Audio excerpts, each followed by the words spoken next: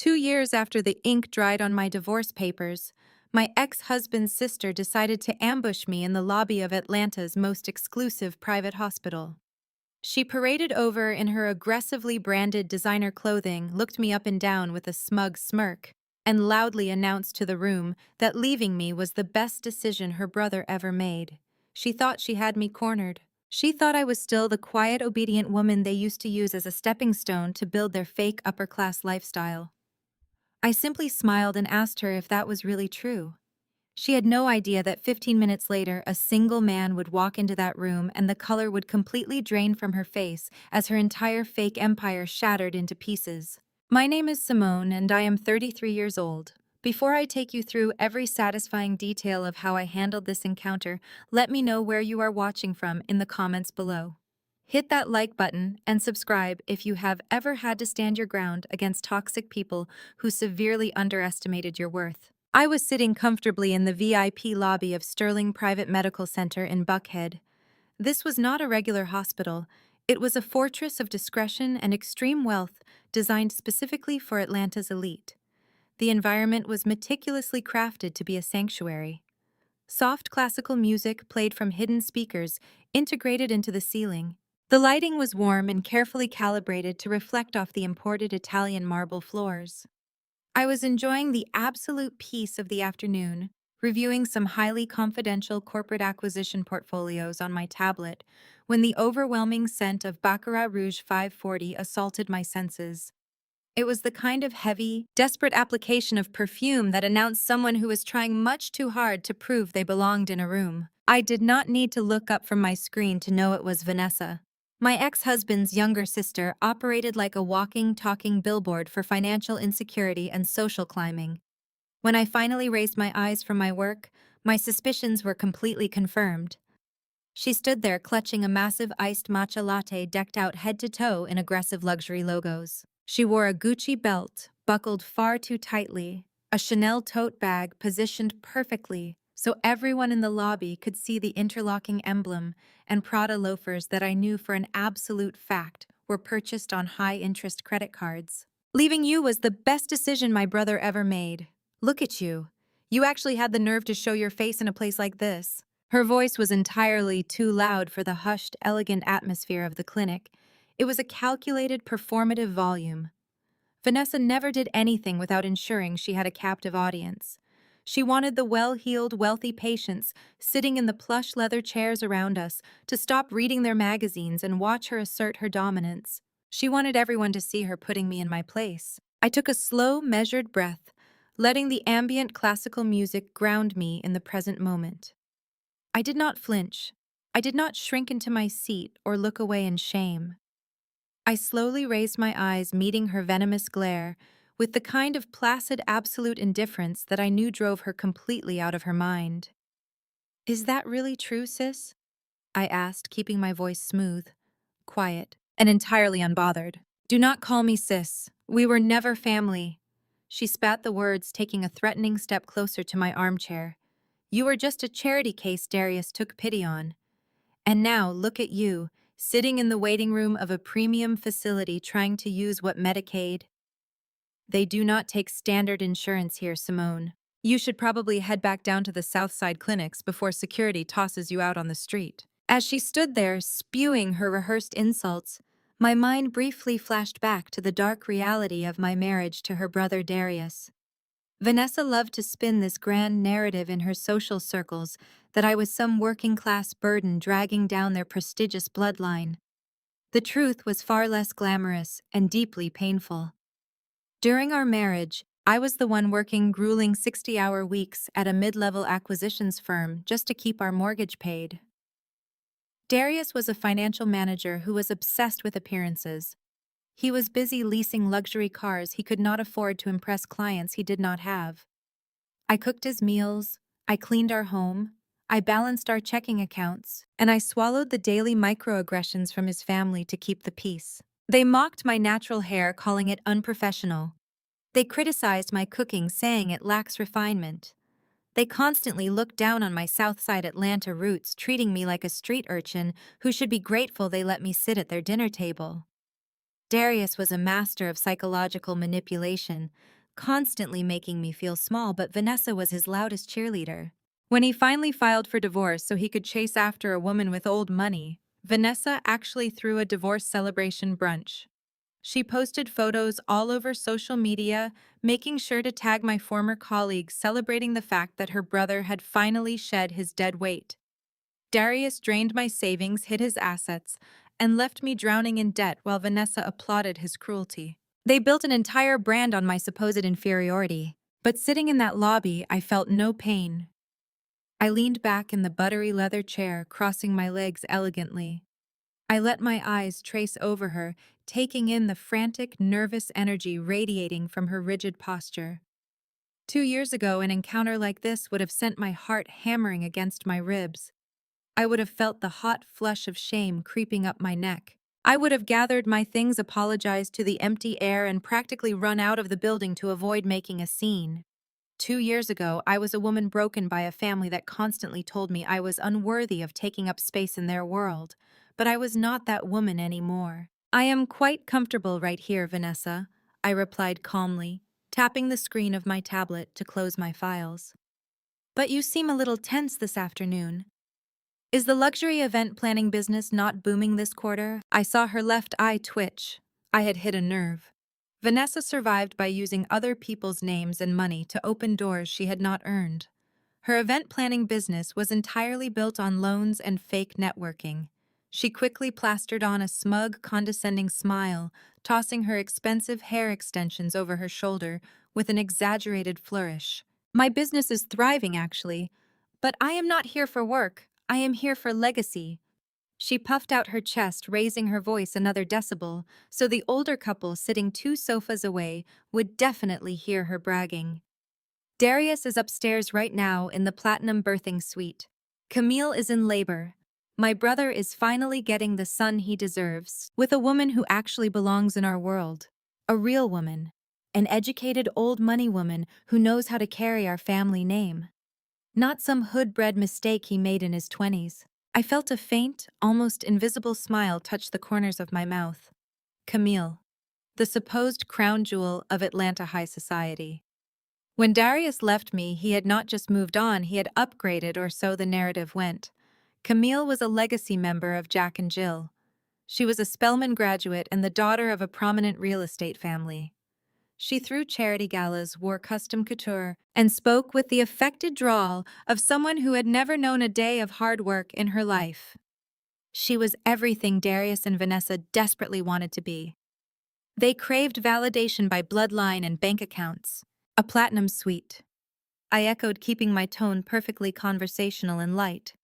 That runs about $10,000 a night out of pocket, does it not?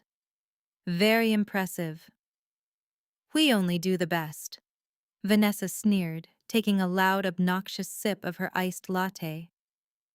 Something you would know absolutely nothing about.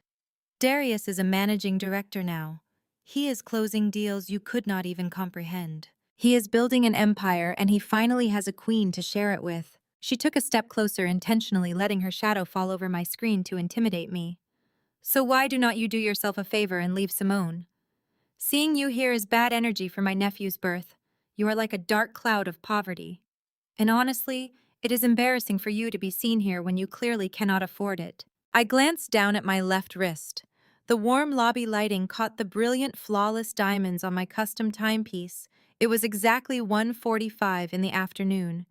I am afraid I have an appointment, Vanessa. I cannot leave. An appointment?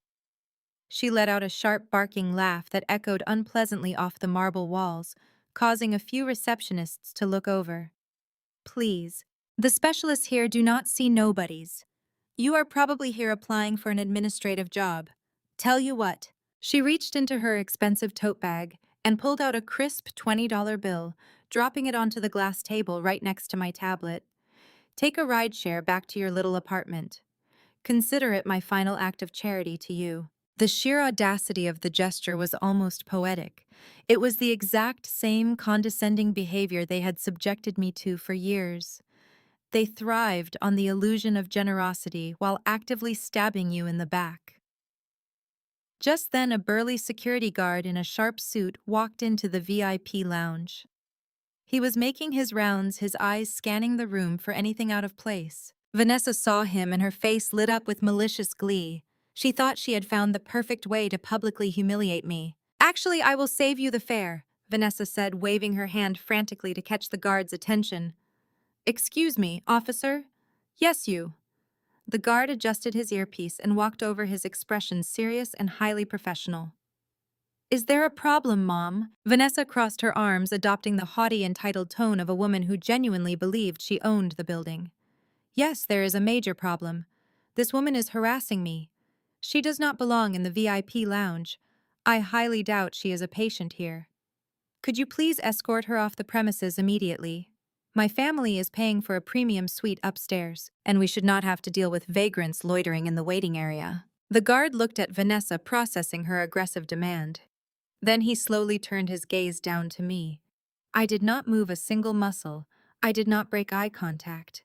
I just sat there, my hands resting lightly on my lap, my expression completely unbothered. I checked my watch one more time. The countdown had begun, and Vanessa had absolutely no idea what was about to hit her. The guard, whose name tag read Miller, did not reach for my arm. He did not pull out handcuffs or adopt the aggressive stance Vanessa so eagerly anticipated. Instead, he snapped his heels together in a gesture of profound, nervous respect. He lowered his head, executing a crisp, deferential bow that caused the radio on his shoulder to crackle softly in the silent room. He kept his eyes averted from mine, displaying the kind of absolute submission usually reserved for visiting dignitaries or corporate owners. "Ma'am, Guard Miller," said, his voice trembling slightly with barely concealed anxiety. "I was just alerted by my supervisor that you were in the lobby. I apologize for not recognizing you immediately. Is this individual causing a disturbance? Would you like me to have her escorted off the premises?" Vanessa froze. The malicious, triumphant smirk that had been plastered across her face instantly vanished, replaced by an expression of profound, comical bewilderment. Her mouth fell open slightly, revealing perfectly whitened teeth, but no sound came out.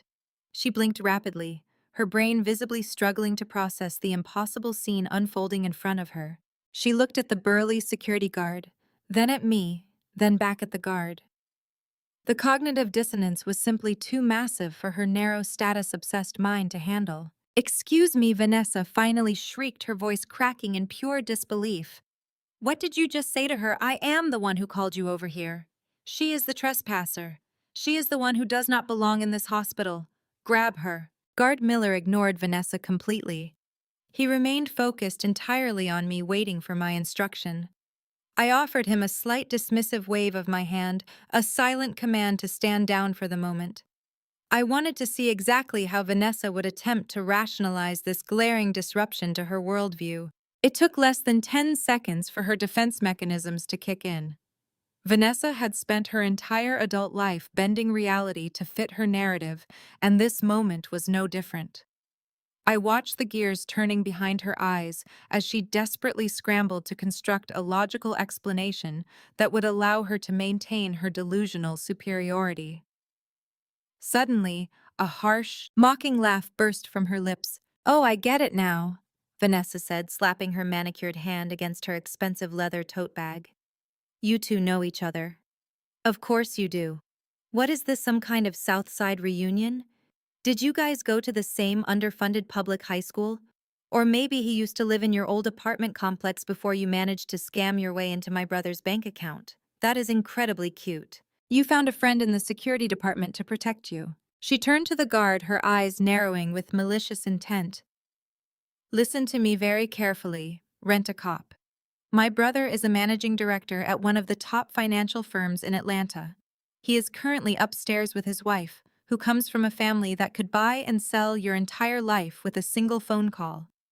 If you do not do your job and remove this woman right now, I will personally make sure the hospital administration fires you before your shift is over. I will make sure you never work in Buckhead again." "Guard?" Miller stiffened his face, flushing with anger at the blatant disrespect. But he held his tongue, glancing at me for permission to intervene. I gave him a subtle, almost imperceptible shake of my head. I needed Vanessa to dig her grave just a little bit deeper. Vanessa mistaking my silence for submission, and the guard's restraint for fear took another aggressive step forward. She was vibrating with rage, furious that her public performance was being derailed.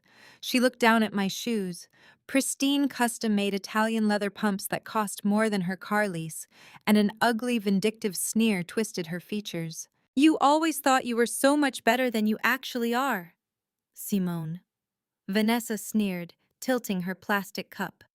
"You can dress yourself up in whatever cheap knockoffs you found online, but you will always be trash. And trash belongs outside." With a flick of her wrist, she intentionally tipped her oversized iced matcha latte. A heavy splash of green, sugary liquid plummeted toward the marble floor, splattering violently, just an inch away from the toe of my right shoe. A few stray drops of the sticky beverage dotted the flawless leather of my pump. The older couple sitting across the room gasped audibly. The receptionist behind the desk stopped typing. The entire lobby held its collective breath, waiting for my reaction. I did not gasp. I did not pull my foot back. I slowly lowered my gaze to the green puddle spreading across the immaculate white marble. The sweet, cloying smell of artificial matcha drifted up, mixing with her suffocating perfume. Staring at that toxic, messy spill, I was suddenly and violently pulled back to the wreckage she and Darius had left of my life 2 years ago. They had spilled their poison all over my reality, and they had expected me to quietly drown in it. During the final months of our marriage, I had noticed discrepancies in our joint tax filings. Darius had always insisted on handling the taxes, claiming his financial background made him better equipped for the task. I had trusted him blindly. That trust was the most expensive mistake of my life. When he handed me the divorce papers out of nowhere, ambushing me on a random Tuesday evening, I was shattered.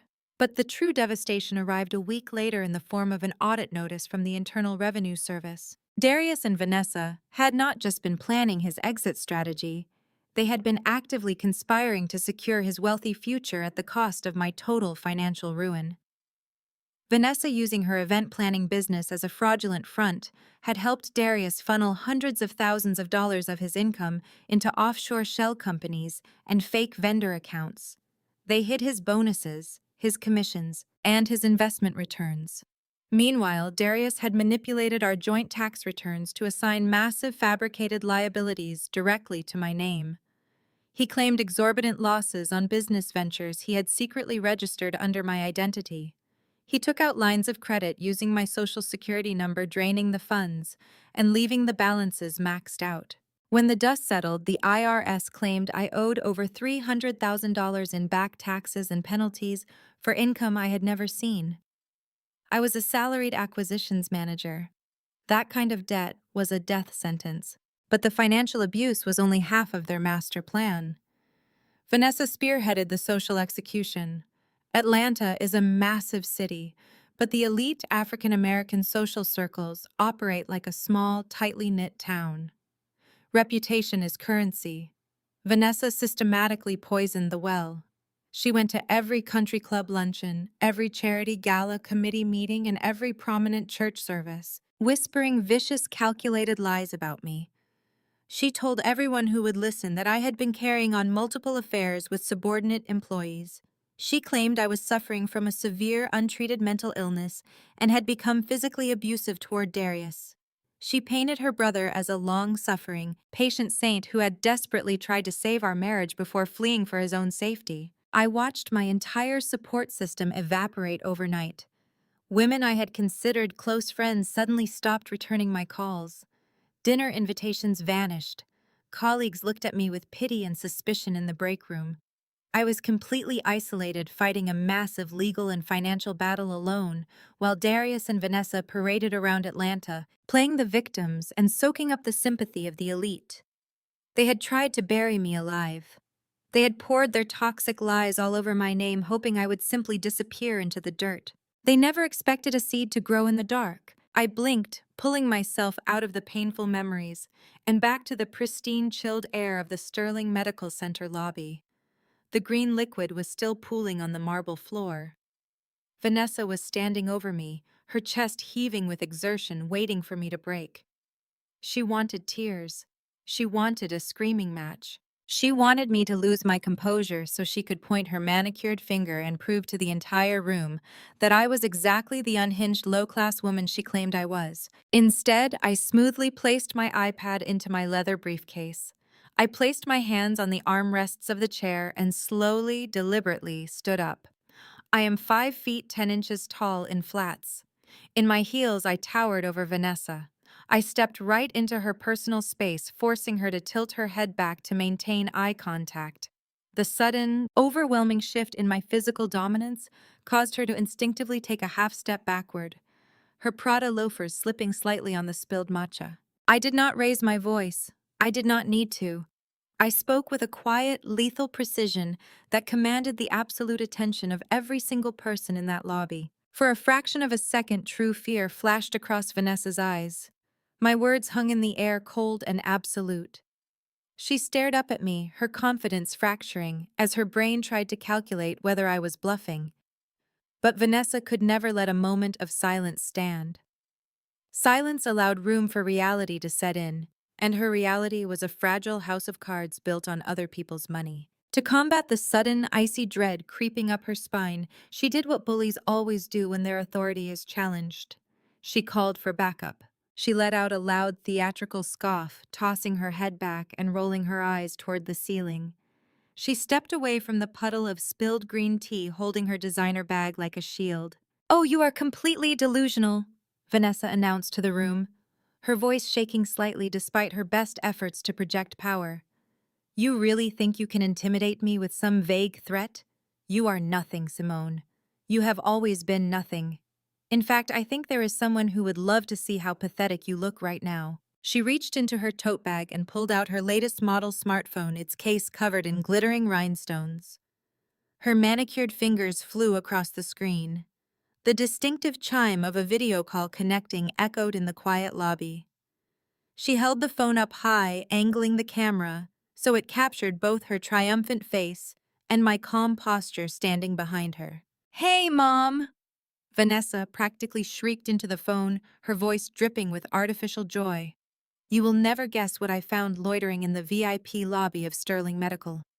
I am down here waiting for Darius to come down from the Platinum Suite, and guess who is sitting here trying to look important?" The video connected. The voice that came through the speaker was one I had spent years trying to please, and later years trying to forget. It was Vivian, my former mother-in-law. Even through the compressed audio of a cell phone speaker, Vivian's voice carried that familiar, haughty drawl of a woman who believed her mere existence was a gift to society. "Who is it, Vanessa?" Vivian asked, adjusting her reading glasses on the screen. "Is it someone from the country club? Tell me it is not that tacky woman from the charity board. Worse." Mom Vanessa crowed, stepping to the side so the camera had a clear, unobstructed view of me. "It is Darius's biggest mistake. She actually showed up at the hospital. She is probably trying to get a glimpse of the life she threw away." A sharp, cruel burst of laughter erupted from the phone. The sound was incredibly loud in the quiet lobby, and several patients nearby shifted uncomfortably in their seats. Vivian leaned closer to her screen, her eyes narrowing as she scrutinized my appearance through the digital lens. "Well, bless her heart," Vivian said, her tone dripping with that specific type of southern condescension that is designed to slice right through your self-esteem. "I suppose she thought if she put on a nice suit, she could blend in with our kind of people. She always did try so hard to pretend she was not from the bottom of the barrel. Tell her security will validate her parking if she leaves quietly. We do not want her bad aura anywhere near my new grandson." Listening to Vivian's grating voice, I felt a familiar phantom weight press down on my shoulders. For the entire duration of my marriage to Darius, Vivian had made it her personal mission to remind me that I was an unwelcome guest in her family's pristine world. She was the architect of the psychological warfare that Vanessa merely executed. While Darius drained my bank accounts, Vivian drained my spirit. Every Sunday dinner at her sprawling, heavily mortgaged estate was an exercise in strategic humiliation. I would spend my precious weekend hours standing in my kitchen, preparing dishes from scratch, trying desperately to impress a woman who had already decided to hate me. I would bring a carefully baked macaroni and cheese or a perfectly seasoned roast, only to watch Vivian push it around her gold-rimmed plate with a look of absolute disgust. "It is very rustic, Simone," she would say, sighing loudly as she signaled for the maid to clear my untouched dish away. "I suppose this is how they cook down in the neighborhoods you grew up in, heavy on the grease, light on the refinement. Darius has such a sensitive palate now that he is moving in executive circles. We really must teach you how to prepare meals that will not embarrass him when he hosts his colleagues." The emotional abuse did not stop at my cooking. Vivian constantly attacked my physical appearance, specifically targeting my natural hair. She would corner me in the hallway, reaching out with perfectly manicured fingers to pat my curls with feigned sympathy. She would suggest that my texture was too aggressive for the corporate wives' club. She insisted that if I truly wanted to support her son's brilliant career, I needed to invest in expensive chemical relaxers and imported weaves to soften my image. She claimed my natural state was holding Darius back, making him look like he was tethered to a radical rather than a respectable high society partner. Even my career was a frequent target for her thinly veiled insults. I was working exhausting hours in corporate acquisitions, clawing my way up the ladder in a male-dominated industry. But to Vivian, my grueling job was nothing more than a cute little hobby. Whenever relatives asked about my work, she would wave her hand dismissively. "Simone works in an office," Vivian would tell them, intentionally diminishing my title. "It keeps her busy while Darius builds real wealth. My son is a visionary, you know. He carries the financial burden for the both of them, so Simone can play businesswoman during the day. It is such a shame she does not have the pedigree to truly understand the pressures he faces at the top. He settles for so much less than he deserves." Vivian treated her son like a deity who had graciously stooped down to elevate a peasant. She spent years conditioning me to believe that I owed Darius my absolute obedience because he had supposedly rescued me from a life of mediocrity. She fueled his narcissism, enabling the very financial irresponsibility that eventually ruined him. When the IRS came knocking because of the fabricated tax liabilities Darius had placed in my name, Vivian was the one who told the church congregation that I had a severe gambling problem and had squandered her son's hard-earned money. She was the master manipulator behind the curtain, pulling the strings of my social execution. And now here she was, trapped in the glowing rectangle of her daughter's smartphone screen, still clinging to the pathetic illusion that she held power over me. "Are you still there, Simone?" Vivian's voice snapped me back to the present. She was smirking into the camera, her heavily powdered face stretched into an ugly mask of superiority. "I hope you are taking notes today. This is what true success looks like. Darius is upstairs with a woman who can actually provide him with the lifestyle he was born to live. Camille is giving us a beautiful, healthy heir. An heir who will never have to worry about the kind of struggle you come from. You really should just go home, sweetheart. It is embarrassing watching you cling to a past you never fit into." Vanessa turned the phone slightly so she could be in the frame with her mother. She was beaming, completely revitalized by her mother's vicious support. I told her Mom. Vanessa chimed in, practically bouncing on her Prada loafers. "I even offered to pay for her rideshare back to the south side, but she is standing here making crazy threats. She told me I have 12 minutes left to enjoy my delusion." Can you believe the audacity? She's probably having a mental break right here in the lobby. Vivian laughed again, a harsh scraping sound. "A mental break? Well, considering the debt she is drowning in, I am not surprised. Darius told me she had to sell her little starter house just to keep the tax collectors away. She is probably here trying to find a wealthy doctor to bail her out. Keep a close eye on your purse, Vanessa. Desperate people do desperate things." I stood perfectly still, letting their synchronized cruelty wash over me like a gentle breeze. I did not raise my voice to defend my financial status. I did not correct their assumptions about my housing situation. I did not mention the private estate I had recently purchased in cash entirely hidden under a corporate shell company.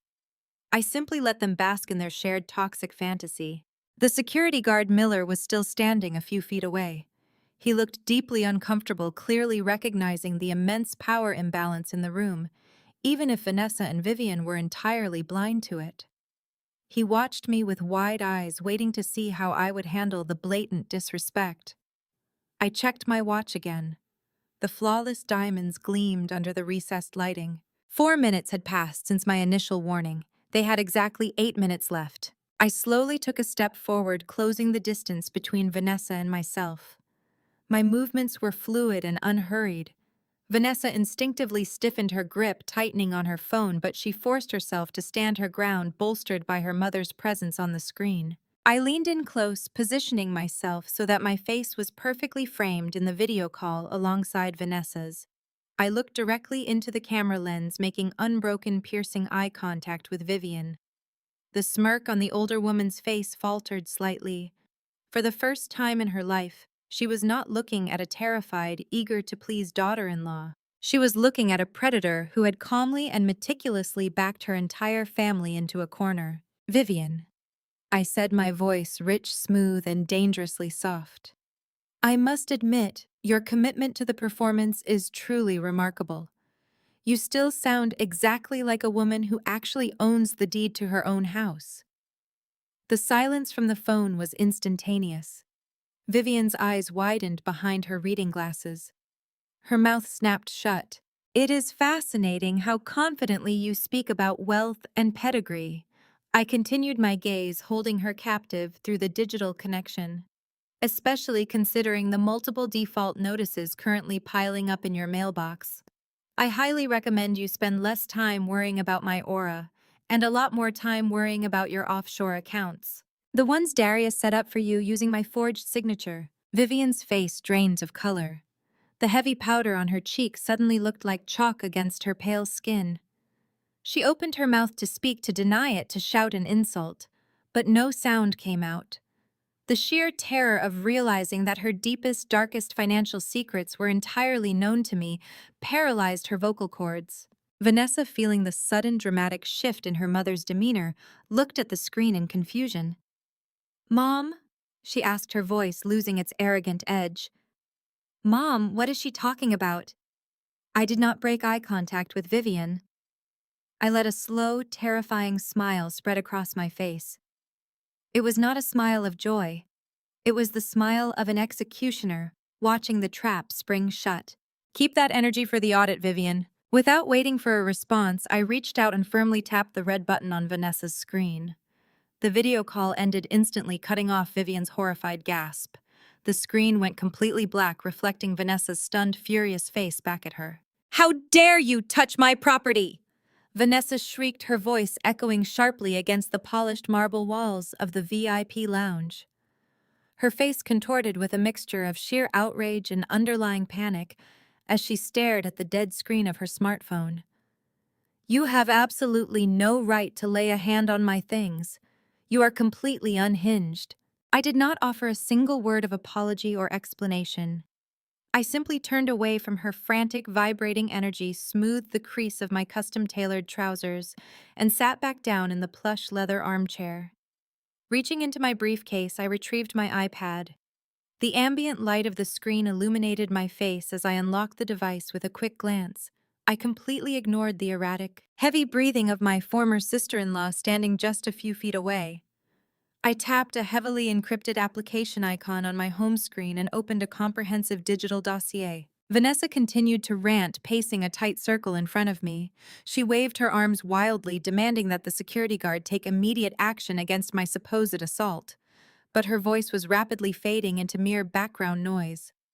My focus was entirely consumed by the stark, undeniable reality displayed in high resolution on my tablet. The document on my screen was not a social media feed. It was not a curated photo gallery of fake luxury vacations or leased sports cars. It was a formal, legally binding notice of default and immediate seizure of assets. The bold, black text outlined the absolute financial devastation of the woman currently screaming at me.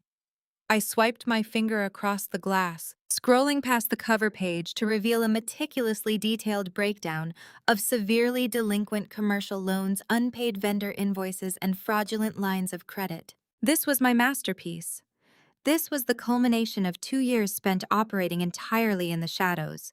When Darius handed me those divorce papers and saddled me with hundreds of thousands of dollars in fabricated tax liabilities, he fully expected me to break. He and his family anticipated a highly public meltdown. They waited eagerly for me to post long, tearful paragraphs on social media begging for sympathy. They wanted me to call our mutual acquaintances, sobbing and pleading for them to see the truth. They desperately needed me to play the role of the hysterical, bitter ex-wife so they could justify their cruelty to the elite social circles of Atlanta. I gave them absolutely nothing. I disappeared from the social scene overnight. I deactivated my social media accounts without a single parting message. I changed my personal phone number and severed ties with anyone who even casually associated with Darius or Vanessa.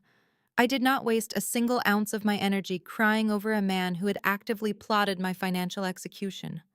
Instead of wallowing in despair, I weaponized my humiliation.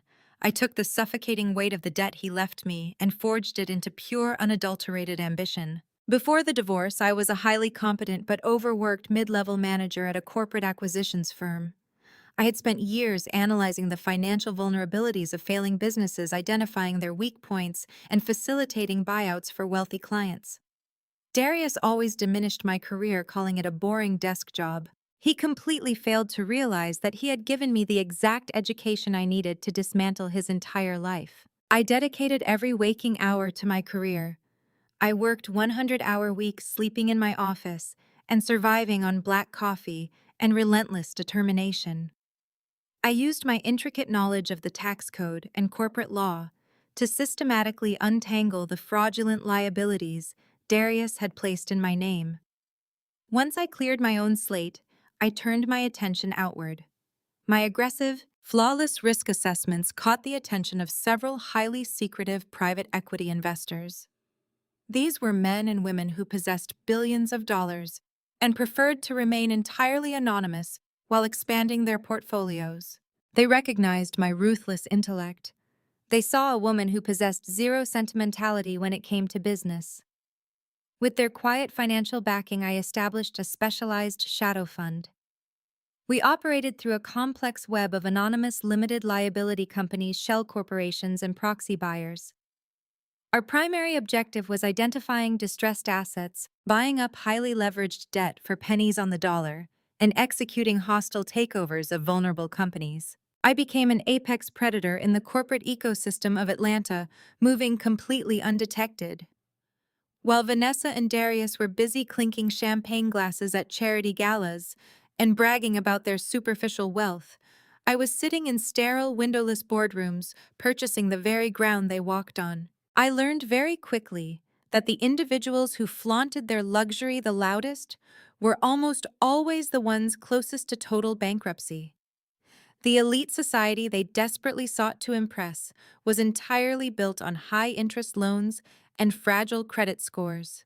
I spent 2 years silently hunting. I tracked their financial missteps with the clinical precision of a surgeon. I watched Darius overleverage his personal assets to buy his new wife a mansion they could not afford. I watched Vanessa siphon money from her own clients to fund her designer wardrobe. I did not interfere. I simply waited until they were so deeply submerged in debt that they could not possibly breathe without my permission. Then my shadow fund quietly purchased every single one of their outstanding loans. I now owned the mortgage on Darius's new mansion. I owned the commercial lease for Vanessa's event planning headquarters. I was the invisible puppeteer holding the strings to their entire fake empire, and I was finally ready to cut those strings. "You think you are so smart sitting there ignoring me?" Vanessa sneered, her voice pulling my attention back to the physical world of the hospital lobby. She had stopped pacing and was now glaring at me, her hands planted firmly on her hips. She was trying to project authority, but the slight tremor in her hands betrayed her mounting panic. "You are just a bitter, lonely woman who cannot stand the fact that we upgraded. My company is about to secure a $1 million grant this afternoon. I am hosting the biggest luxury gala this city has seen in a decade. I have billionaires on speed dial, Simone, people who would crush you without a second thought." I did not respond. I simply swiped to the next page of her digital dossier. The screen displayed the unredacted financial records for her business opulence events. The reality of her company was a tragic joke. The $1 million grant she was bragging about was entirely fictitious, a desperate lie she had been feeding her investors to keep them from pulling out. Her business accounts were overdrawn by $50,000. She had not paid her event staff in 3 months. The designer clothes she was currently wearing had been purchased using a corporate credit card that was flagged for fraud just 48 hours ago. Vanessa was a walking corpse of a business owner, and she was standing in front of her executioner bragging about her health. "You can type on that little screen all you want," she continued, her voice growing increasingly shrill as the silence stretched between us. "You cannot change the fact that you lost. Darius is a managing director.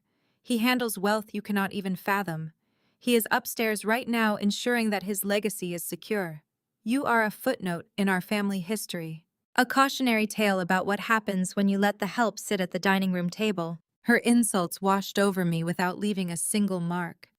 She was reciting lines from a script that had expired months ago. I looked at the security guard Miller, who was still standing nearby. He looked physically pained by Vanessa's behavior, but remained silent, honoring my previous instruction to stand down. He knew exactly who I was, even if the arrogant woman screaming at me remained blissfully ignorant. I returned my gaze to my tablet. The final page of the dossier was a schedule of asset liquidations. Today was not a random day I had chosen to visit the hospital. This was the exact date of the deadline. I had meticulously coordinated this entire operation to coincide with the birth of Darius's supposed heir. I wanted him to experience the highest peak of his narcissistic joy right before I pulled the floor out from under him. I wanted Vanessa to feel the absolute peak of her arrogant superiority right before I stripped her of everything she claimed to own. The silence in the VIP lobby was heavy, thick with the anticipation of an approaching storm. Vanessa let out a loud, frustrated sigh, crossing her arms and tapping her Prada loafer aggressively against the marble floor. She was waiting for Darius to come down from the maternity ward so they could collectively humiliate me. She wanted her brother to see my supposed defeat. She wanted to laugh with him at my expense. I checked the time on the upper right corner of my tablet screen. It was exactly 2 o'clock in the afternoon. The 12 minutes I had promised her were officially up.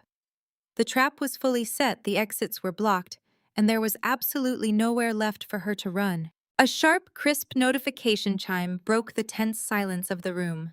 A text message banner slid down from the top of my glowing iPad screen. The message was sent over a highly secure encrypted channel from my lead acquisition attorney. I read the short, precise sentence, and a feeling of absolute icy calm settled deep into my bones. "Target locked. We are in the elevator." I locked the screen of my iPad with a crisp tap and slid the device seamlessly back into my leather briefcase.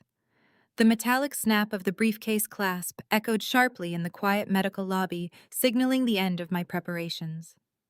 The execution phase had officially begun. I settled back into the deep cushions of the armchair, steepling my fingers together, and fixed my gaze entirely on Vanessa. Vanessa misinterpreted my silence completely. To a woman whose entire existence revolved around noise and aggressive posturing, silence equated to surrender. She genuinely believed that her vicious monologue had finally broken my spirit.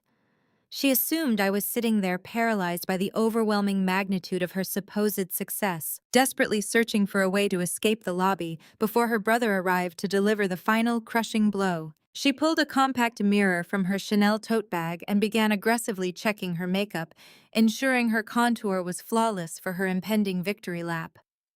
She checked the digital display above the VIP elevators, tapping her foot impatiently. She wanted her audience. She needed Darius to step out of those silver doors and validate everything she had just screamed at me. But Darius was running late, leaving Vanessa with an excess of nervous energy and a desperate need to continue hearing the sound of her own voice. "Since you are essentially trapped here until my brother comes down to deal with you, you might as well get a front row seat to what real success looks like," Vanessa announced, her voice pitching loudly to ensure the receptionist and the few remaining patients in the lobby could hear every single word. "I am not just planning local weddings anymore, Simone. Opulence Events has officially crossed over into the elite tier. I am currently finalizing the details for the absolute biggest luxury gala Atlanta has seen in the last decade. We are talking A-list celebrities, state senators, and international diplomats. She snapped her compact shut and shoved it back into her bag, practically vibrating with arrogance. But that is not even the best part, she continued, leaning forward as if sharing a highly classified corporate secret. You see, when you operate at my level, people with serious money start paying attention. I am not talking about the petty cash you managed in your boring little office job. I am talking about institutional wealth. Today, this very afternoon, I am officially securing a massive $1 million grant from a major billionaire investor.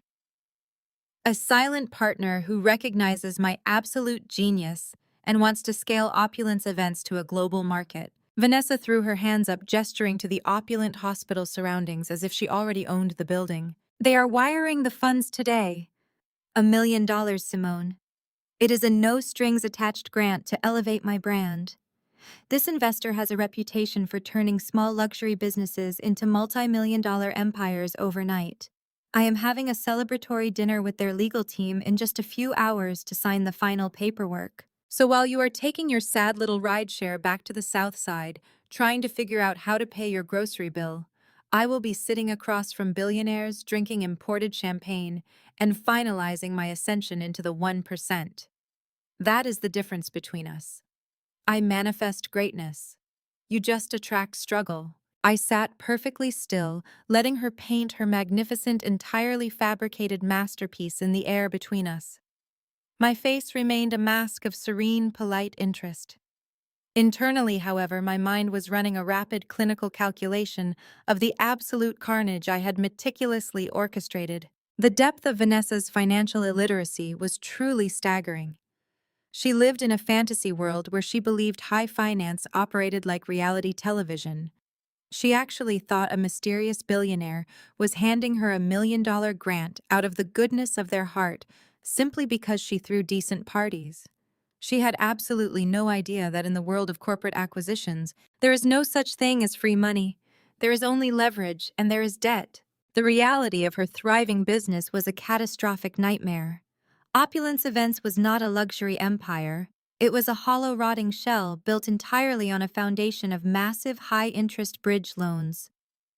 Over the past 2 years, to keep up the appearance of being a highly sought-after event planner, Vanessa had borrowed heavily from predatory private lenders. She used those exorbitant loans to rent a lavish office space she did not need to hire staff she could not afford to pay consistently, and to fund a personal wardrobe meant to project success to her prospective clients. When the initial loans came due, she panicked. Instead of downsizing, she doubled down. She sought out a specialized, highly secretive shadow lending firm that offered fast, aggressive capital to desperate businesses. She applied for a massive cash injection, completely blinding herself to the terms and conditions buried in the contract. She convinced herself it was an investment grant because the private equity firm did not demand a seat on her board. They only demanded her signature on a legally binding commercial lien. She had used every single asset tied to Opulence Events along with her personal property as collateral for that loan. She signed away her company vehicles, her office equipment, her intellectual property, and her entire client database. The terms of the loan were exceptionally brutal and incredibly clear. If she missed a single payment, or if her business accounts fell below a specific required threshold, the lender had the absolute legal right to execute an immediate margin call. They could seize all collateral without warning, freeze her accounts, and liquidate her entire operation to recover their funds. What Vanessa completely failed to realize was that the shadowy private lending firm she had borrowed from did not actually exist as an independent entity. It was a subsidiary proxy company. It was one of the many anonymous financial instruments controlled entirely by my acquisition fund. 2 weeks ago, I had personally reviewed the debt portfolio of Opulence Events. I had sat in my secure office drinking herbal tea while I examined the fraudulent ledgers Vanessa had submitted to secure her funding. She was hemorrhaging cash daily. Her accounts had dipped dangerously below the required threshold, triggering a technical default. A standard lender might have given her a warning. They might have reached out to negotiate a payment plan or restructure the debt. I was not a standard lender. I was the architect of her destruction. I had instructed my legal team to remain entirely silent. We let her continue spending money she did not have. We let her plan her extravagant gala. We let her believe that the impending meeting with the legal team was to finalize a secondary grant to save her company.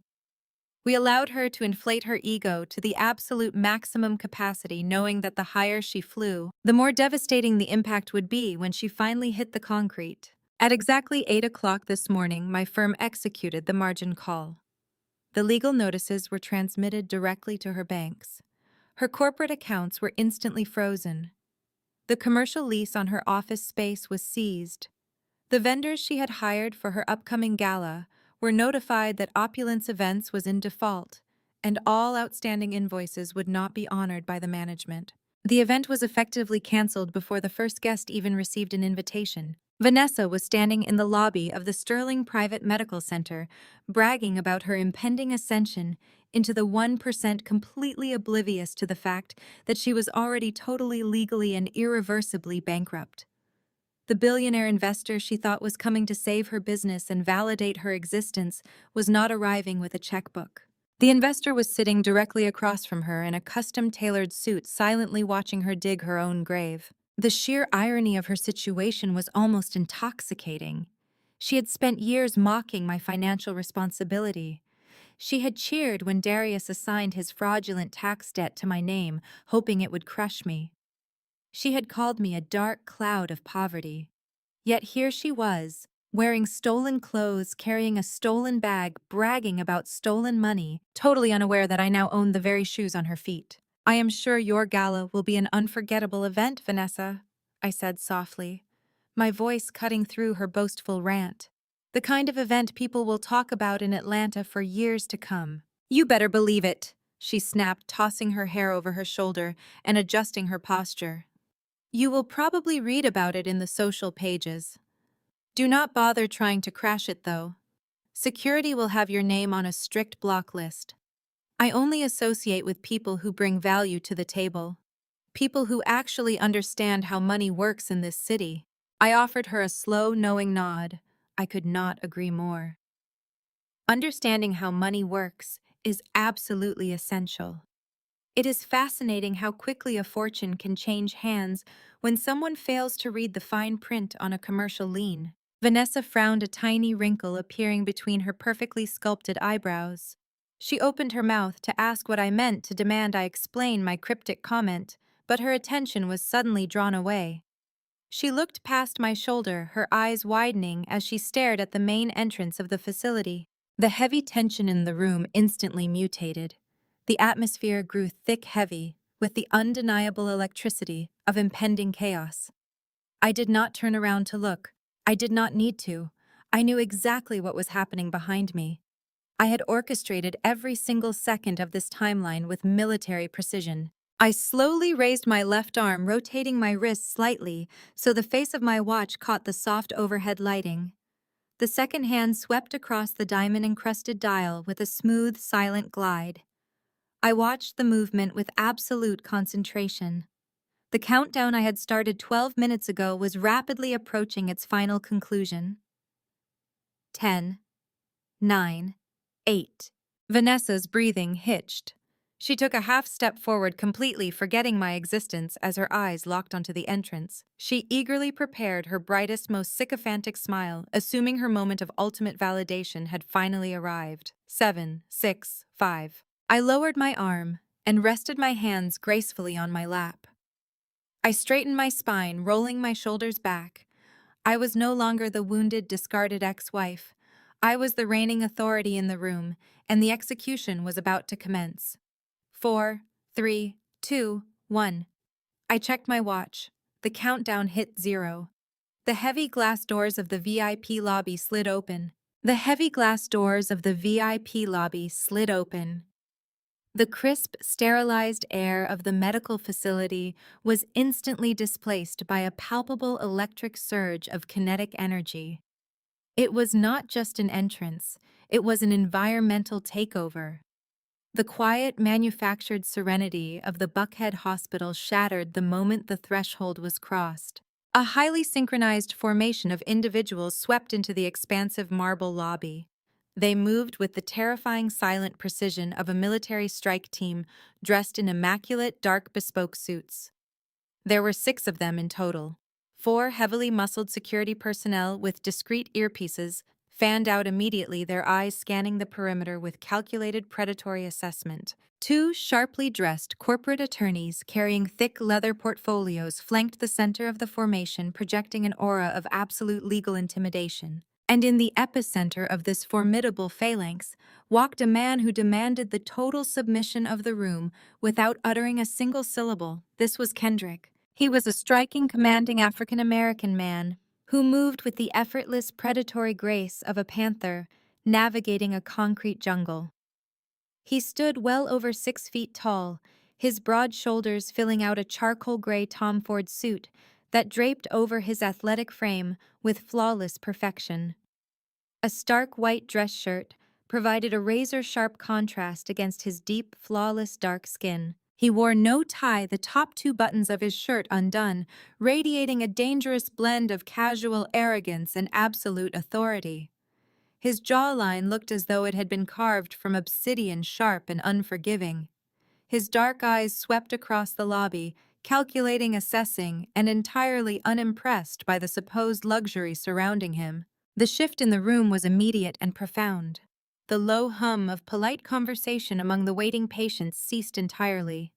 The receptionists behind the curved mahogany desk, who had previously ignored the unfolding drama between Vanessa and me, instantly abandoned their keyboards. They stood up straight, smoothing their uniforms, their faces frozen in expressions of absolute deference. Even Guard Miller, who was already standing at attention, seemed to shrink slightly, recognizing that the true apex predator had just entered his territory. Kendrick was not just another wealthy patient or a prominent local politician. He was a billionaire hedge fund titan. He was the primary stakeholder and majority owner of the Sterling Medical Network. He owned the floor we were standing on, the walls surrounding us, and the very air circulating through the vents. In the elite, highly competitive financial ecosystem of Atlanta, Kendrick was a living legend. He had not inherited his wealth through generational trusts or favorable family connections. He had built his empire entirely from the ground up, armed with a brilliant, ruthless financial mind and an absolute refusal to be denied a seat at the table. 10 years ago, the old money establishment of Georgia had tried to lock him out of their exclusive commercial real estate deals. They had smiled in his face at charity galas while actively conspiring to block his access to institutional capital in private boardrooms. Kendrick did not complain. He did not ask for a fair chance. He simply went to war. He founded a highly aggressive, deeply strategic hedge fund that specialized in leveraging the exact vulnerabilities those old money institutions desperately tried to hide. He identified their overvalued assets, bought up their toxic debt, and executed a series of hostile takeovers that completely decimated the old boys club of Atlanta finance. He swallowed their companies whole, liquidated their underperforming divisions, and consolidated their power under his own name. His reputation was immaculate, built on a foundation of absolute transparency and terrifying efficiency. If Kendrick offered you a deal, you took it immediately because his second offer would be your bankruptcy.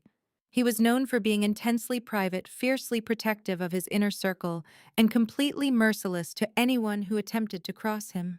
He did not engage in the frivolous, performative social climbing that defined the lives of people like Darius and Vanessa.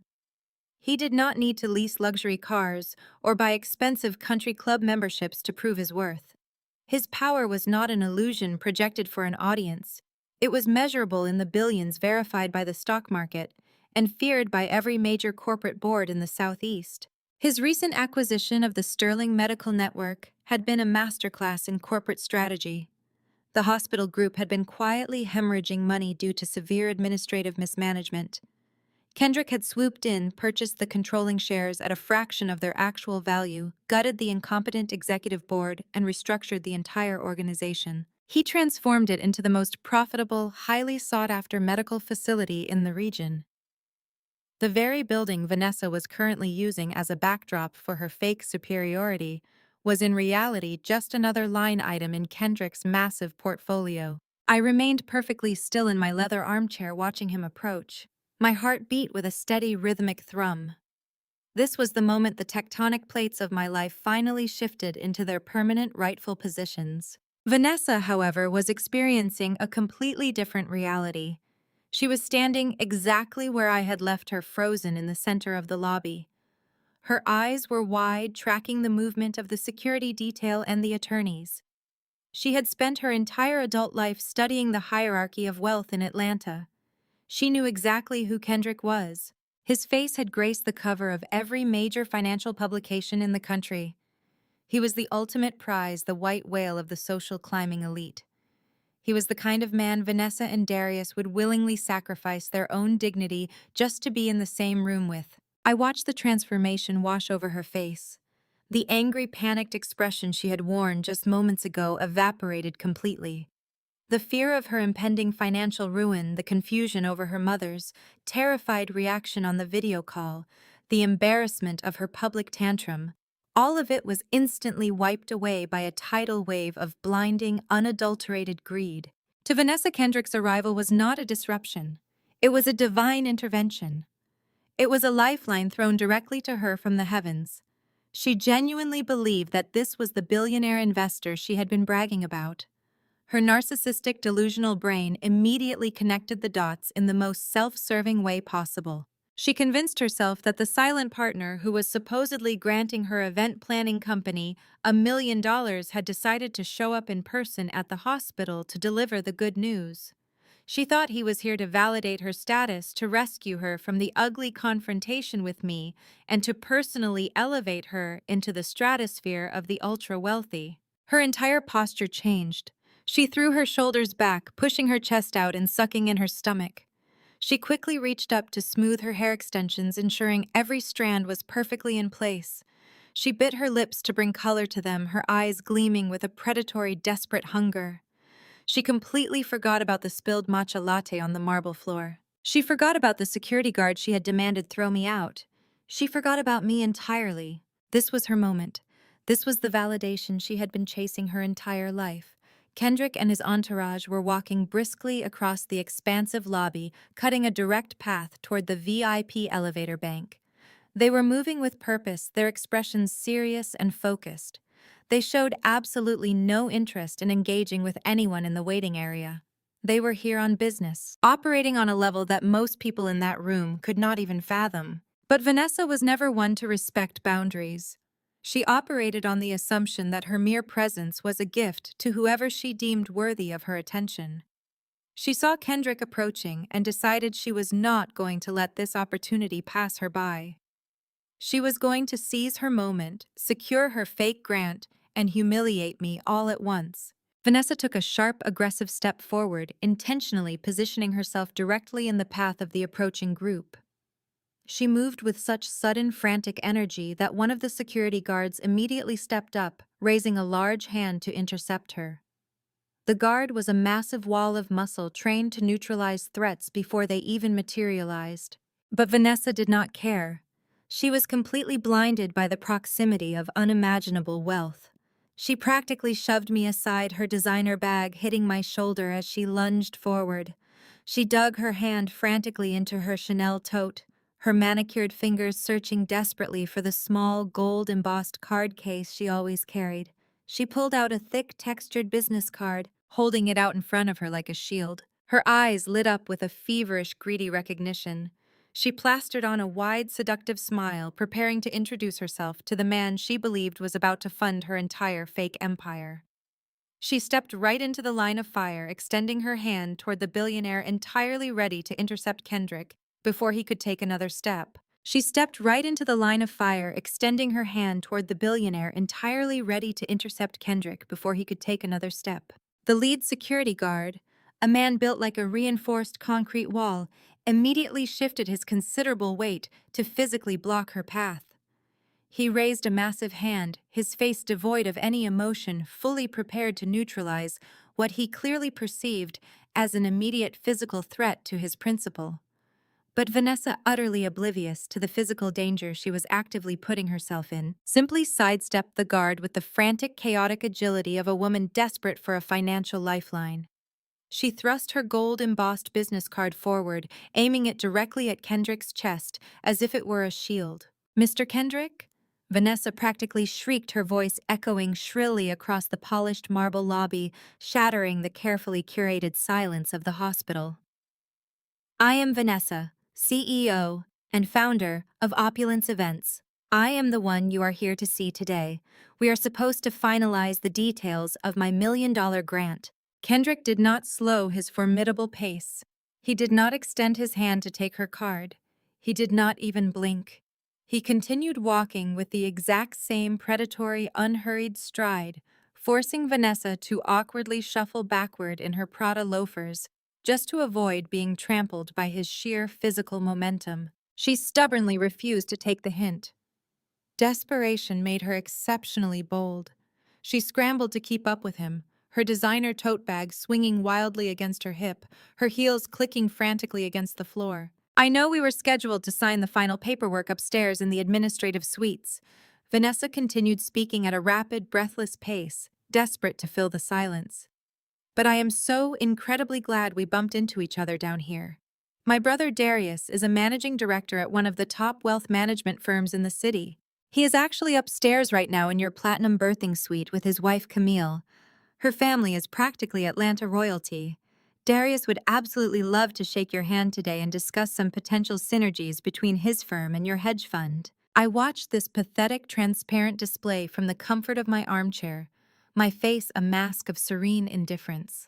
Internally, I was marveling at the sheer, unadulterated predictability of her behavior. This was exactly how Vanessa had survived her entire life. She was a professional, highly calculated parasite. She possessed absolutely no original talent, no genuine business acumen, and no intrinsic value to offer the corporate world. Instead, she had perfected the art of weaponizing other people's names, other people's money, and other people's accomplishments to pry open doors she had absolutely no business walking through. When she desperately wanted to pledge a prestigious legacy sorority in college, she did not earn her spot through community service or academic excellence. She relentlessly leveraged her older cousin's legacy status and then manipulated Darius into paying her exorbitant membership dues using a credit card he had secretly opened under my name. When she decided she wanted to be known as a luxury event planner, she did not write a business plan or secure legitimate venture capital. She used Darius's corporate network to trick mid-level executives into booking her services. She would name-drop prominent Atlanta families, heavily implying she had their financial endorsement to secure lavish venues without paying the necessary upfront deposits. She systematically overcharged her naive clients while routinely failing to pay the working-class florists, caterers, and decorators she hired to actually execute her events. Vanessa lived entirely on the fumes of other people's hard work. She wore their influence like a borrowed, ill-fitting designer coat. She never built a single thing with her own two hands. She only knew how to stand in front of the doors other people had already unlocked and loudly pretend that she was the one who held the master keys. Her entire identity was a fragile patchwork quilt of stolen validation and fabricated wealth. And now here she was, attempting to execute her favorite parlor trick on a billionaire who literally owned the ground she was standing on. Kendrick and his formidable team of lawyers continued their synchronized march toward the VYP elevator bank. Vanessa, realizing that dropping her brother's name had completely failed to capture the billionaire's attention, decided she needed to demonstrate her supposed value to him immediately. She needed to prove that she belonged in his elite tax bracket. She needed to show him that they shared the same refined upper-class sensibilities and the same disdain for those beneath them. To do that, she needed a scapegoat. She needed someone she could publicly degrade to elevate her own status in his eyes. She needed me. Vanessa suddenly stopped shuffling backward. She planted her feet firmly on the marble floor, puffing out her chest and adopting a tone of exaggerated conspiratorial familiarity. She leaned slightly toward Kendrick, acting as though they were old friends sharing an inside joke at a private country club. "I know you are an incredibly busy man, Mr. Kendrick. Vanessa projected her voice, ensuring it carried across the entire lobby for maximum impact. And I am absolutely thrilled about finalizing the details of our $1 million partnership today. But before we head upstairs to the executive suites, you might want to have your security detail handle a major pest control problem down here. She dramatically raised her arm and pointed a sharp manicured finger directly at me. This woman has been harassing my family all afternoon. Vanessa declared, her voice dripping with artificial outrage and performative disgust. She is loitering in your beautiful VIP lounge, disturbing the peace and making completely unhinged threats. She is a bitter, unstable stalker from the South Side who simply refuses to accept that she does not belong in our world. My brother discarded her years ago, and now she is just sitting here polluting the atmosphere of your premium facility. I highly recommend you have her thrown out onto the street where she belongs. I did not react. I remained perfectly seated in my leather armchair, my legs elegantly crossed, my posture completely relaxed. I looked at Vanessa with a calm clinical curiosity, like a scientist observing a particularly fascinating but ultimately doomed specimen in a petri dish. Vanessa dropped her arm and offered Kendrick a bright, blindingly fake smile. She stood there practically vibrating with eager anticipation. She fully expected Kendrick to halt his progression. She expected him to look at me with the same manufactured disgust she projected. She imagined he would nod in solemn agreement, thank her for bringing this glaring security breach to his immediate attention, and perhaps even commend her on her vigilant dedication to maintaining the pristine standards of his hospital network. She eagerly awaited the moment he would instruct his massive security guards to physically drag me out of the building. She envisioned herself walking side by side with the billionaire into the private elevator, laughing together about the pathetic poor woman they had just vanquished from their elite presence. She kept her right hand outstretched, her gold-embossed business card trembling slightly in her desperate clawing grip. The atmosphere in the VIP lobby instantly shifted from tense anticipation to absolute suffocating silence. The two corporate attorneys flanking Kendrick froze mid-step. One of them actually adjusted his glasses, staring at Vanessa with an expression of pure, unadulterated horror. The four security personnel stopped moving, their faces suddenly unreadable masks of stone. The receptionist behind the mahogany desk stopped breathing entirely. The sheer, astronomical audacity of Vanessa's delusion created a vacuum of sound that seemed to suck all the oxygen out of the expansive room. Kendrick stopped dead in his tracks. The rhythmic, authoritative clicking of his custom Italian leather shoes halted completely. The entire formation of intimidating corporate power came to a sudden, absolute standstill right in the middle of the lobby. The silence was heavy, profound, and utterly terrifying. He did not speak. He did not immediately react. He stood perfectly still. His broad shoulders squared, his commanding presence dominating the physical space.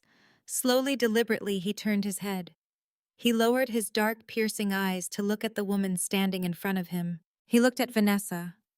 He looked at her outstretched, trembling hand, holding the flimsy piece of cardstock.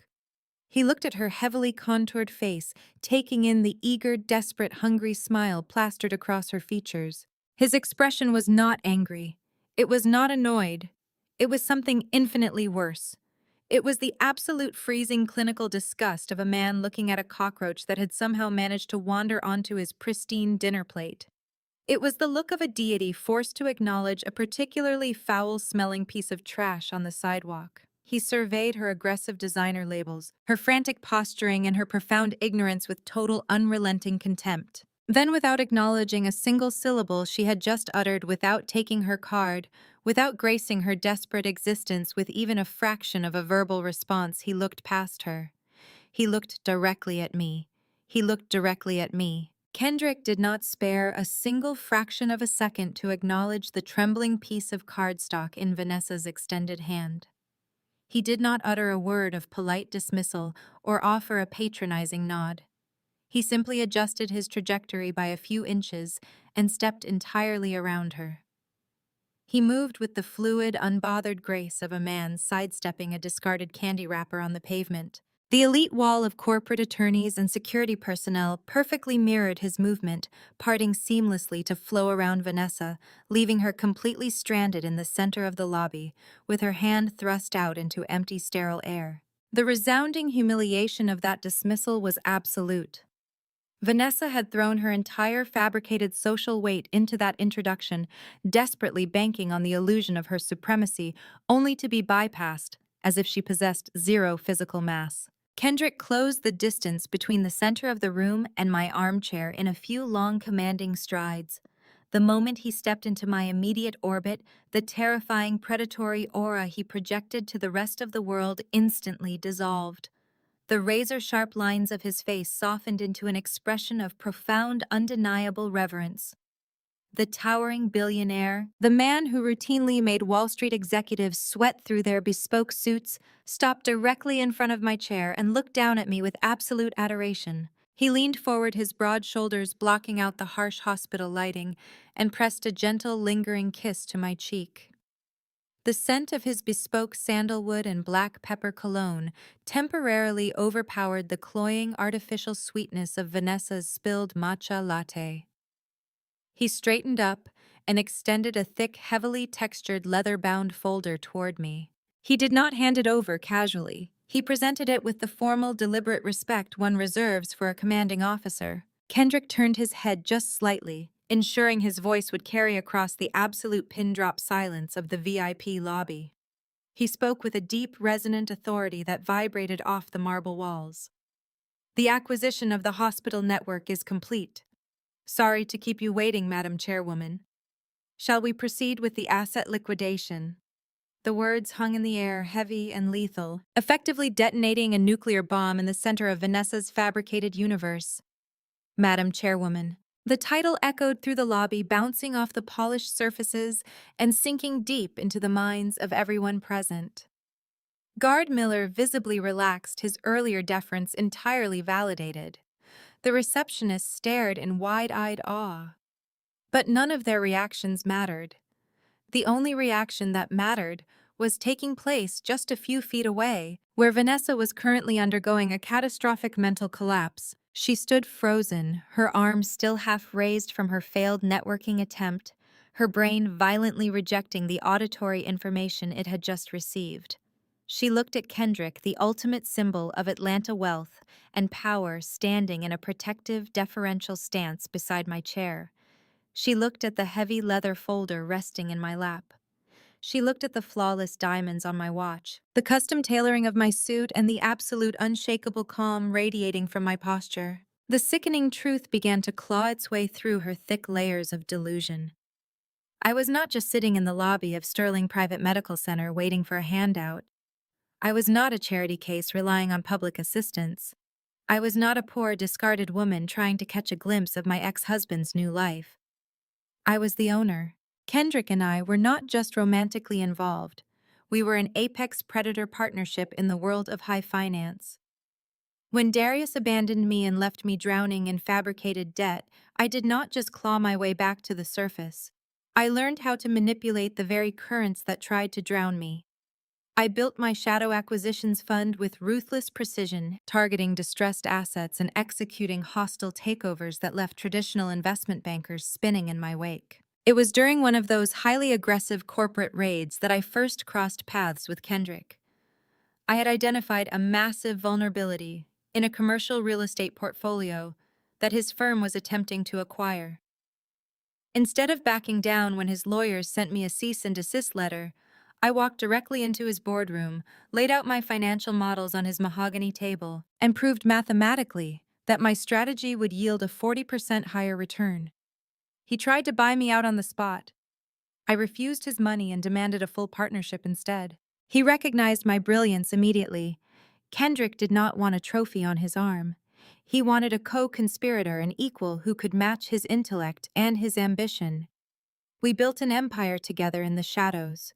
We formed a parent holding company designed to aggressively acquire failing institutional assets across the Southeast. I was the lead strategist.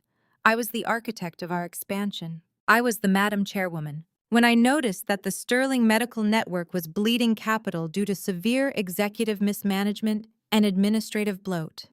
I was the one who drafted the initial buyout proposal. I spent 6 months meticulously analyzing their financial ledgers, identifying the exact pressure points required to force the board of directors into a corner. I orchestrated the hostile takeover from a windowless war room, manipulating stock prices and securing proxy votes until the hospital network had no choice but to surrender control to our holding company. Kendrick provided the overwhelming financial muscle to execute the final blow, but the blueprint was entirely mine. We had scheduled the final signature for this exact afternoon. The fact that Darius and his new wife happened to be utilizing the maternity ward of a hospital I was actively in the process of acquiring was simply a beautiful poetic alignment of the universe.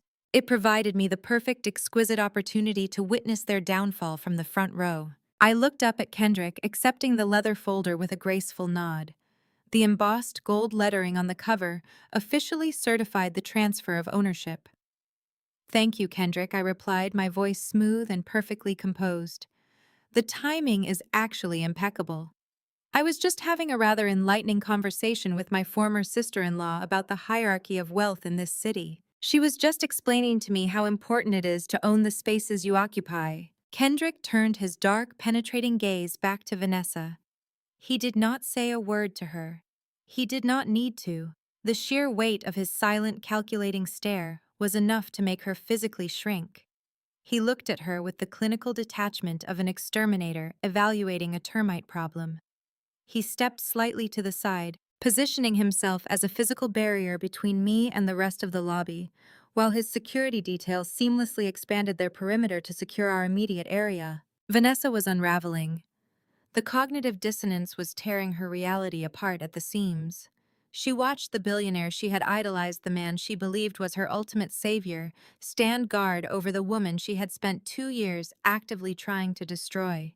She watched the corporate attorney's men who charged thousands of dollars an hour waiting patiently for my next command.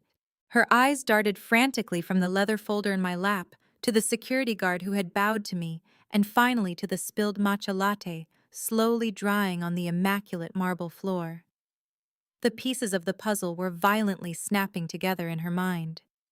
The mysterious shadow fund that had aggressively purchased the debt of her failing event planning company. The sudden, brutal margin call that had frozen her corporate accounts at exactly 8 o'clock this morning. The silent partner she believed was giving her $1 million grant to scale her luxury brand. It was all me. I was the silent partner. I was the shadow fund. I was the executioner. The realization hit her with the concussive force of a freight train. Her perfectly contoured face lost all remaining color, turning a sickly ashen gray. Her chest heaved as she struggled to draw oxygen into her lungs.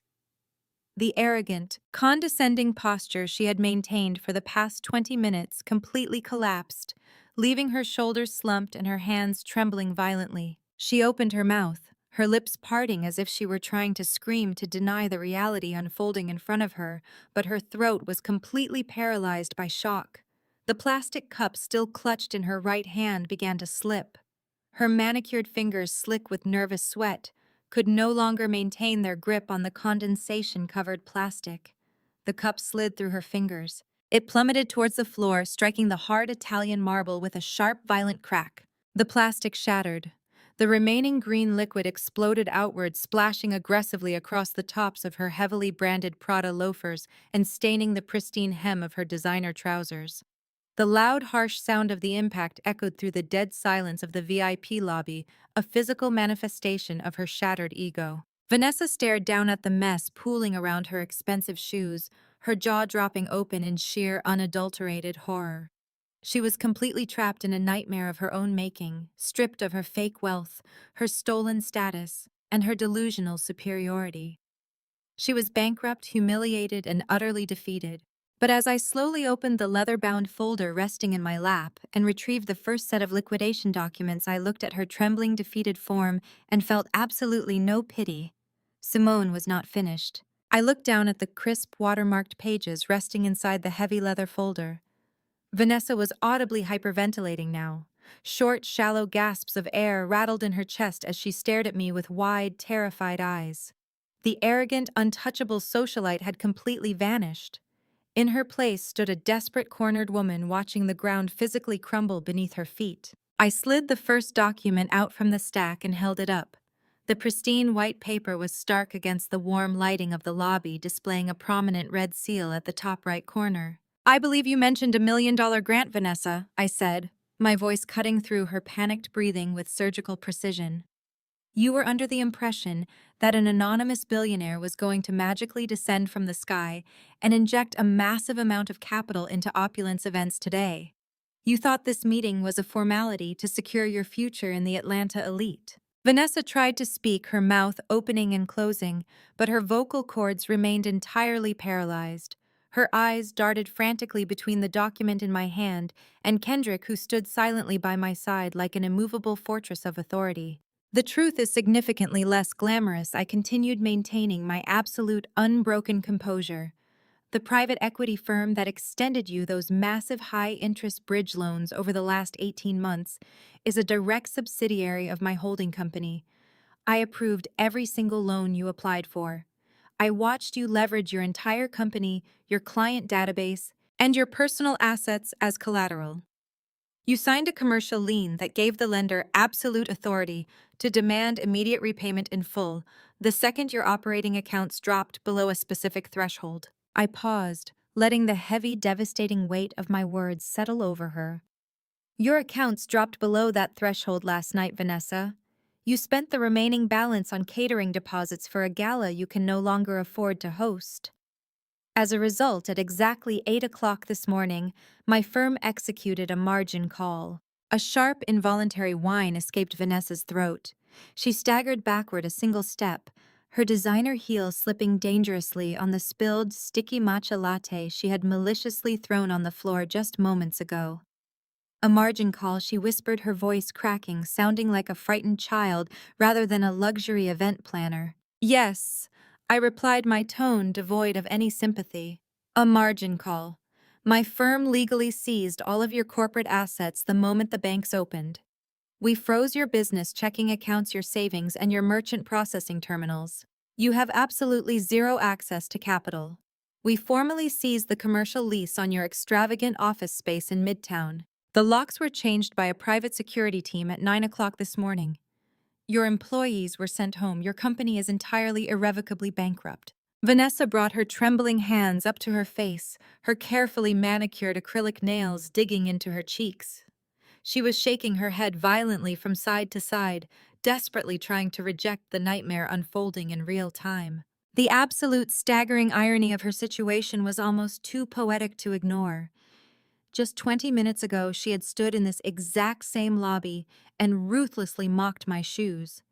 She had criticized my bespoke Italian leather pumps, claiming I suffered from a poverty mindset because I refused to flaunt aggressive, recognizable designer logos. She had proudly flaunted her Prada loafers, her Gucci belt, and her Chanel tote bag as undeniable proof of her superior social pedigree and immense financial success.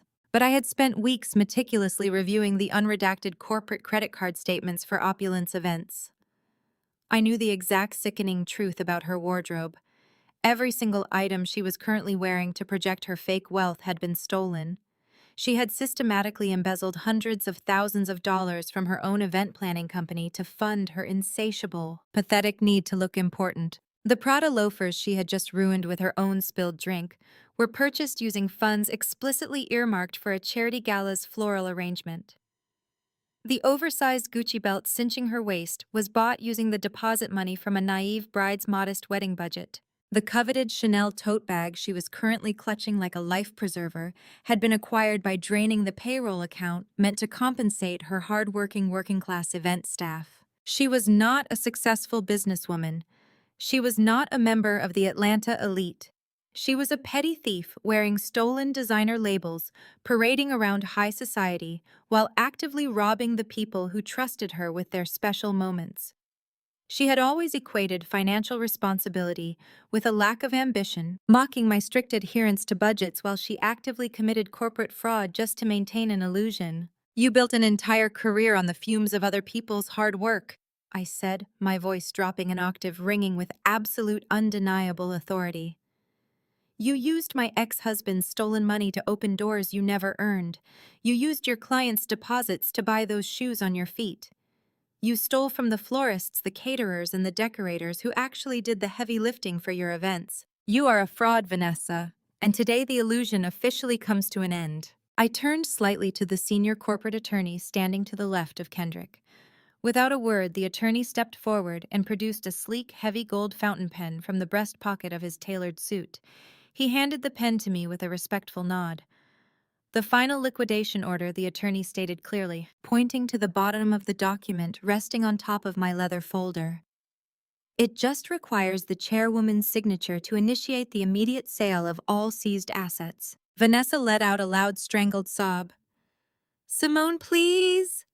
She begged, the arrogant sneer completely wiped from her face, replaced by raw, unadulterated terror. "You cannot do this. You are destroying my entire life. I have vendors waiting. I have the biggest gala of the decade this weekend. The state senator is attending. If you freeze my accounts, I will be ruined in this city. I will never book another event again." I looked at her pleading, tear-streaked face, completely unmoved by her sudden, desperate display of humility. Where was this humility when she helped Darius pack my belongings into trash bags? Where was this mercy when she threw a divorce celebration to mock my pain? Where was this desperation when she called her mother just minutes ago to laugh at my supposed poverty? "You ruined yourself," Vanessa, I said coldly. "I simply read the fine print you ignored." I uncapped the gold fountain pen. I pressed the nib against the thick, high-quality paper of the liquidation order. I signed my name with smooth, deliberate strokes, executing the final lethal blow to her fake empire right in front of her eyes. I handed the signed document and the pen back to the attorney, who immediately secured it inside his own briefcase. "It is done," I announced to the silent lobby. "Your clients have already received automated emails informing them that Opulence Events is in severe default and their deposits are permanently gone. Your vendors have been notified that all outstanding invoices are void. You do not have a business. You do not have a legacy. You have absolutely nothing." Vanessa dropped to her knees. She collapsed right into the sticky green puddle of spilled matcha, completely disregarding the expensive fabric of her trousers. She buried her face in her hands, her shoulders shaking violently as loud, ugly, unrestrained sobs ripped through her chest. The public humiliation was absolute. The elite patients waiting in the lobby watched the dramatic, spectacular downfall of the woman who had just been screaming about her superiority. I felt a deep, profound sense of peace settle into my bones. The heavy, suffocating weight I had carried since my brutal divorce was finally entirely lifted. The universe had balanced the scales. But the universe was not quite finished delivering its justice today. A soft, melodic chime echoed through the expansive lobby, cutting sharply through the sound of Vanessa's pathetic sobbing. Above the bank of private VIP elevators, a digital display illuminated with a bright, crisp number. The silver doors of the elevator glided smoothly open. Darius stepped out into the lobby. He looked exactly the same as the day he had abandoned me, completely consumed by his own monumental ego. He was wearing a sharply tailored, aggressive navy blue suit, his posture radiating unearned confidence and overwhelming arrogance. He had a wide, gleaming million-dollar grin plastered across his handsome face. In his left hand, he proudly carried an expensive, cedar wood box of imported Cuban cigars, clearly prepared to celebrate the birth of his highly anticipated son and his ascension into Atlanta royalty. He strode confidently out of the elevator, completely oblivious to the absolute carnage that had just unfolded in the lobby. He did not immediately notice his sister weeping on the marble floor in a puddle of spilled tea. His eyes swept across the room, searching for an audience to validate his newfound joy. His gaze instantly locked onto the imposing, towering figure of Kendrick standing in the center of the room, surrounded by legal counsel and elite security. Darius's eyes lit up with sheer, unfiltered avarice. As a wealth manager, he knew exactly who Kendrick was. Kendrick was the apex predator of their industry, a man whose private hedge fund managed more capital than Darius's entire banking firm combined.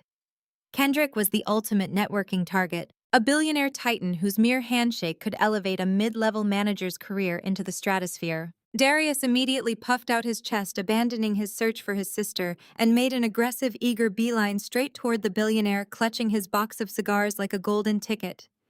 He was practically vibrating with the desperate need to kiss up to the man he believed could secure his financial legacy forever. He had absolutely no idea he was walking straight into his own execution. He had absolutely no idea he was walking straight into his own execution. Darius smoothed the lapels of his custom navy suit, his eyes locked onto Kendrick with the laser focus of a starving man looking at a feast. He completely bypassed the weeping, ruined heap of his sister on the floor. To a narcissist like Darius, anything that did not directly serve his immediate upward mobility was entirely invisible. He marched straight up to the perimeter of the security detail, flashing a practiced predatory smile designed to charm wealthy clients. Mr. Kendrick Darius boomed, his voice echoing with unearned bravado. Darius Vance, Managing Director at Sterling Wealth Management. Your firm just routed a massive portfolio through our private banking division last quarter. It is an absolute honor to finally meet you in person. I am celebrating today. My wife is upstairs giving birth to my firstborn son, the heir to the Vance legacy. I would be honored if you accepted one of these imported cigars. He extended the expensive cedar box forward, waiting for the billionaire to welcome him into the elite brotherhood of Atlanta Titans. Kendrick did not move a single muscle. He did not extend his hand. He simply stared at Darius with the same clinical, freezing disgust he had directed at Vanessa minutes earlier. Confused by the billionaire's chilling silence, Darius allowed his gaze to drift slightly to the right. That was when he finally saw me. The sycophantic, eager grin melted off his face, instantly replaced by a dark, furious scowl. The transformation was violent and immediate. The charming wealth manager vanished, and the cruel, manipulative man who had emotionally terrorized me for years stood in his place. Simone Darius hissed, his voice dropping into a harsh, threatening register. What the hell are you doing here? Are you stalking me now? I did not answer. I merely stood beside Kendrick, my posture perfectly composed, watching his ego desperately try to regain control of the room. I told you when I handed you those divorce papers that you were permanently cut out of my life, Darius snarled, taking a step closer, completely ignoring the massive security guards flanking me. You have no business being in Buckhead, let alone in the VIP lobby of this hospital. Camille is upstairs right now. She is delivering a son. A real legacy. Something you could never give me. There it was. The ultimate weapon he had used to break my spirit during our marriage. Darius was absolutely obsessed with the concept of legacy. He viewed children not as human beings to be loved, but as genetic trophies meant to secure his status in high society.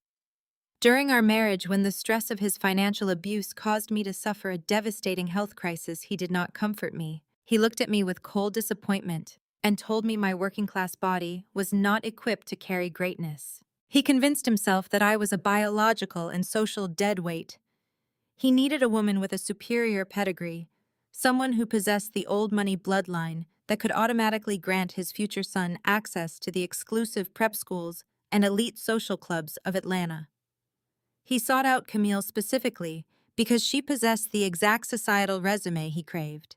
He wanted to breed a dynasty, and he truly believed his DNA combined with Camille's supposed generational wealth would create an untouchable empire. You need to leave immediately, Darius commanded, pointing a finger toward the sliding glass doors. You are toxic energy, Simone. You are a bitter, jealous woman who cannot stand the fact that I upgraded. My son is going to inherit a kingdom, and you are going to die alone in whatever cheap apartment you crawled back to. Security. Get this woman out of my sight before she causes a scene and upsets my wife. The sheer audacity of his demand hung in the sterile air. Darius truly believed he possessed the authority to command the room. He thought the heavy silence surrounding us was a sign of respect for his status. He was entirely blind to the fact that the corporate attorneys and security personnel were looking at him as if he had just signed his own death warrant. Before the lead security guard could even flinch, Kendrick moved. The billionaire took one deliberate, commanding step forward, seamlessly placing his large frame directly between Darius and me. The physical blockade was absolute. Kendrick did not raise his voice. He did not need to shout to establish his dominance. He simply spoke with a low, dangerous rumble that sent a visible shockwave through Darius's chest. "Put your finger down," Kendrick ordered. Darius froze. His arm hung suspended in the air, his brain struggling to process why the billionaire he was desperately trying to network with was suddenly defending his discarded ex-wife. Slowly, nervously, Darius lowered his hand. "Mr. Kendrick," Darius stammered, his voice losing all its previous bravado. "I apologize for the disturbance. This woman is my ex-wife. She has a history of erratic behavior and financial instability. I assure you my firm handles our clients with the utmost discretion and professionalism. She is just a minor annoyance." Kendrick stepped even closer to Darius, invading his personal space with terrifying authority. "You are currently speaking to the woman who just purchased the majority stake in the bank that employs you." Kendrick stated, his words landing like physical blows. "You are looking at the lead strategist of the shadow fund that bought out your mortgage last week.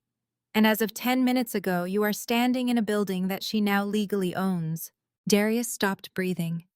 His eyes darted wildly between Kendrick, the formidable legal team, and me.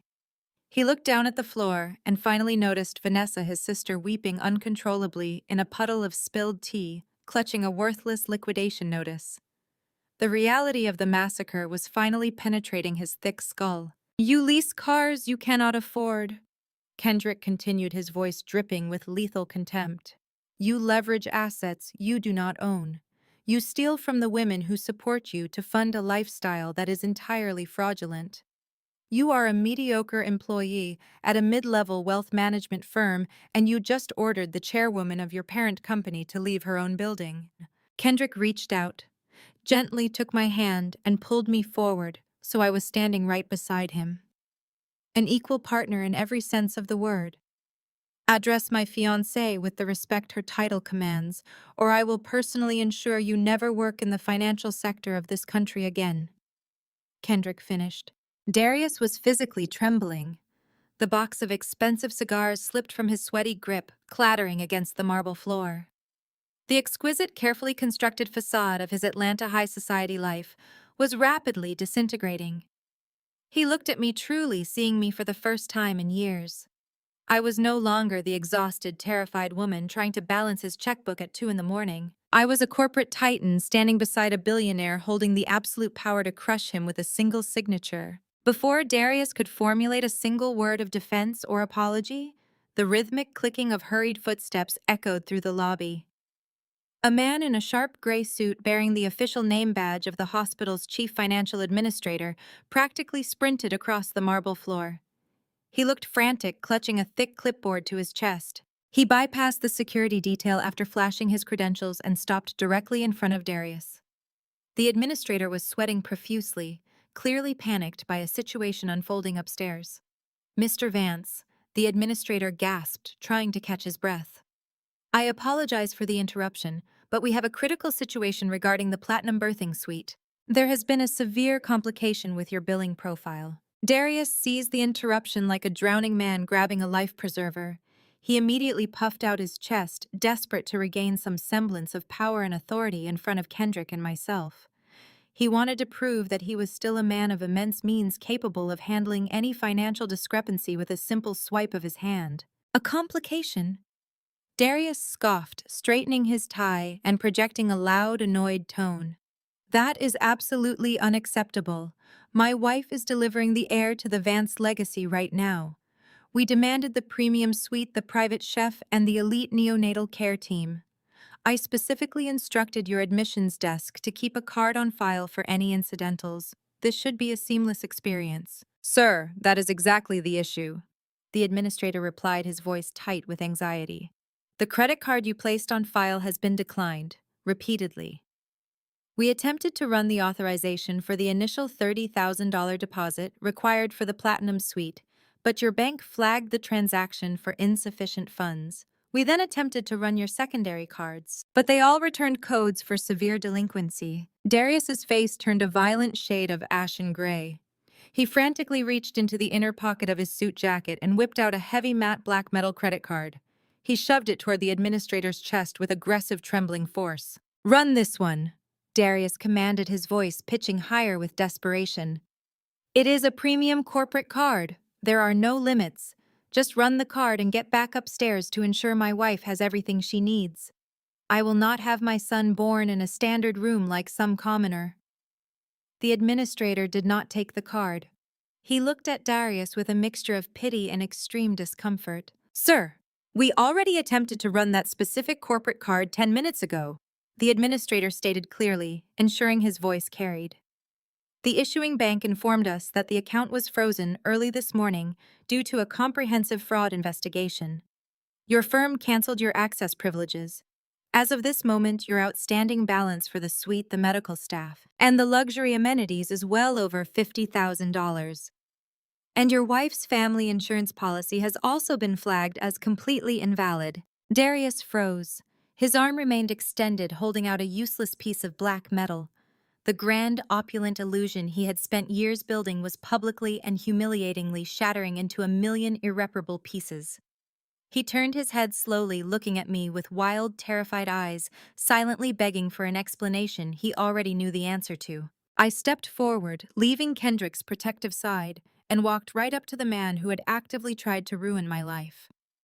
I looked at his panicked face, and a slow, radiant smile spread across my lips.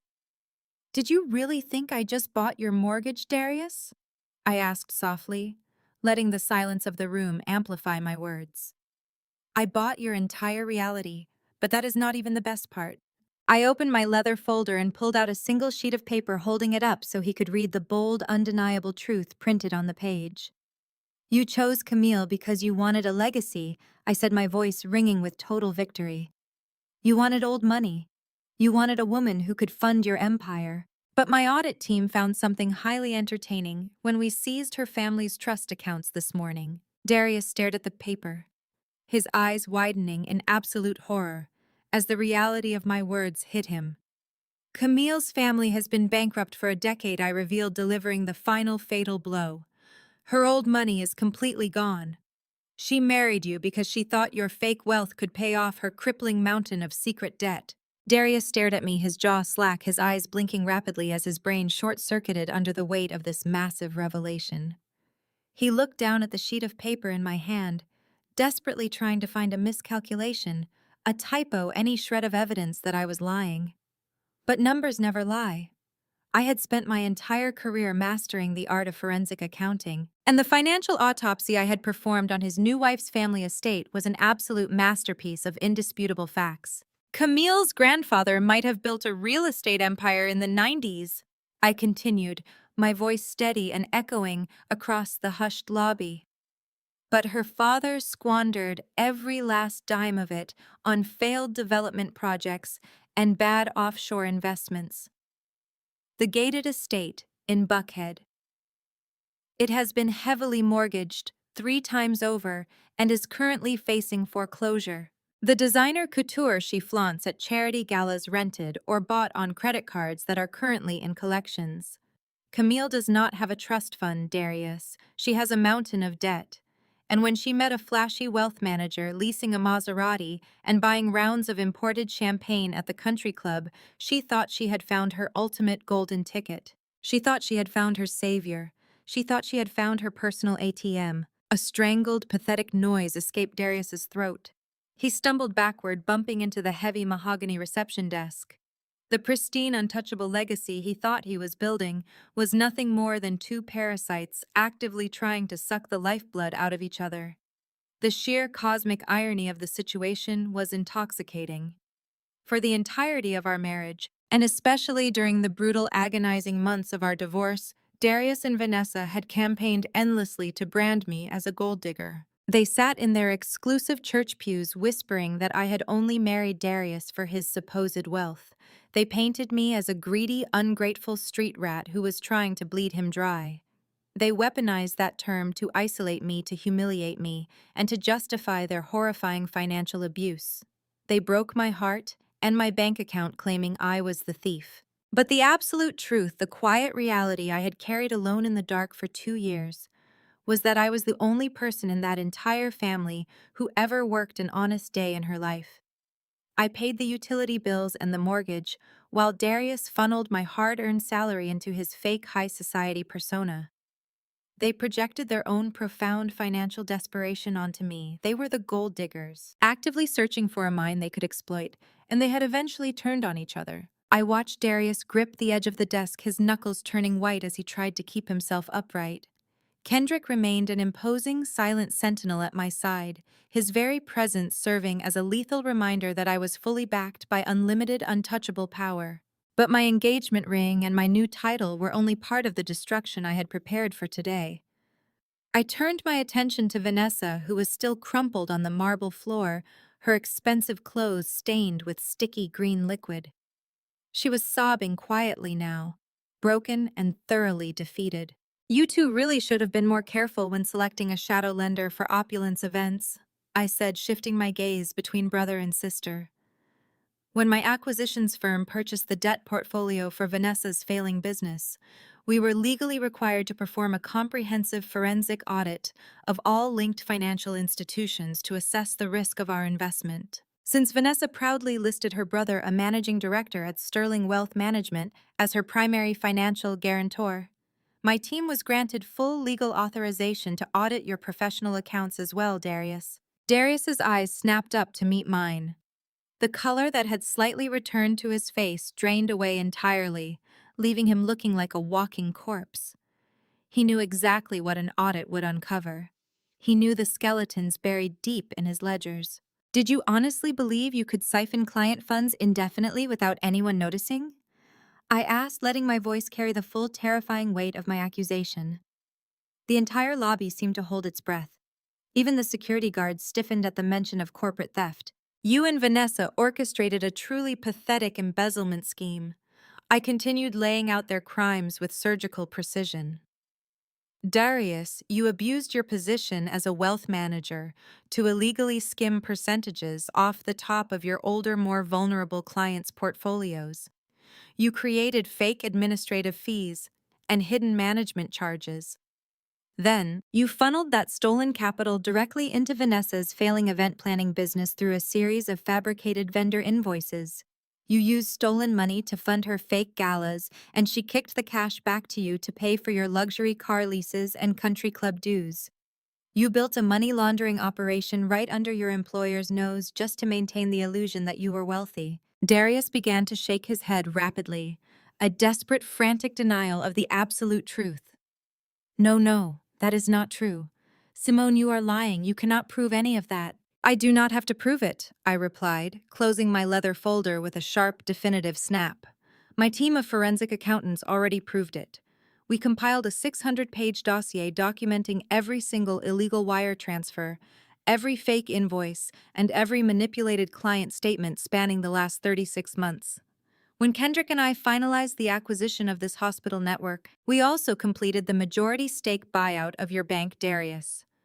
As the new ownership, we had a fiduciary duty to report massive internal fraud to the appropriate federal authorities." The reality of his impending incarceration finally crushed whatever remaining sliver of hope Darius had clinging to his fragile ego. He was not just broke. He was not just married to a woman drowning in debt. He was a corporate criminal who had just been caught red-handed by the very woman he had relentlessly abused and discarded. The hospital administrator, seizing a brief moment of silence, stepped forward with a deep, nervous clearing of his throat.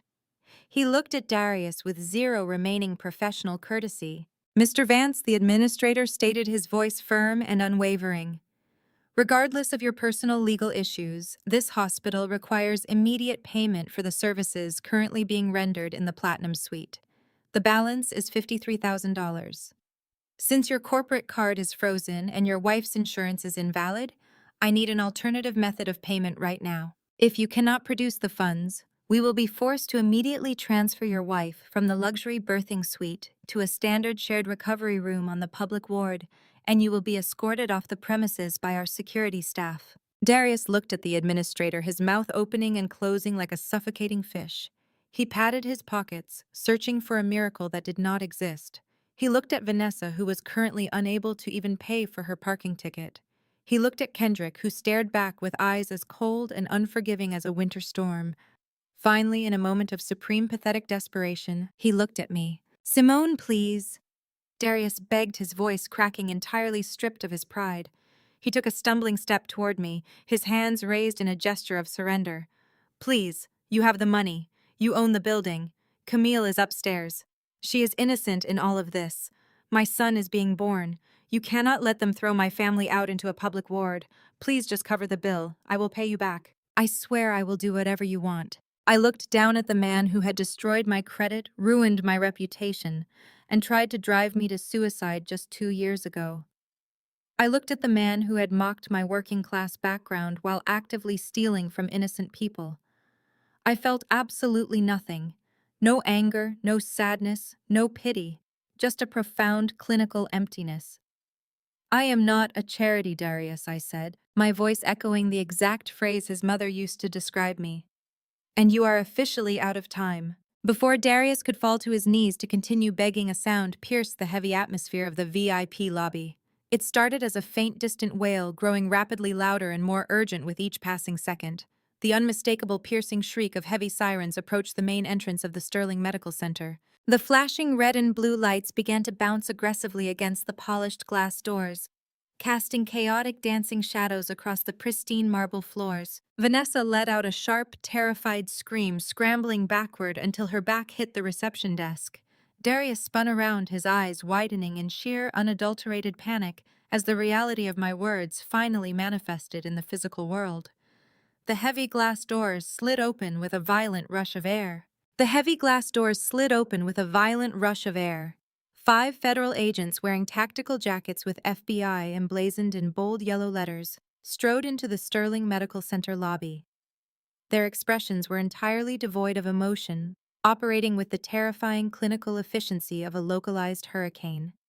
They moved in perfect synchronization, completely ignoring the luxurious surroundings and the wide-eyed stares of the elite patients who had just witnessed the total collapse of the Vance family. The lead agent, a tall woman with a sharp, no-nonsense demeanor, stepped directly into the center of the room.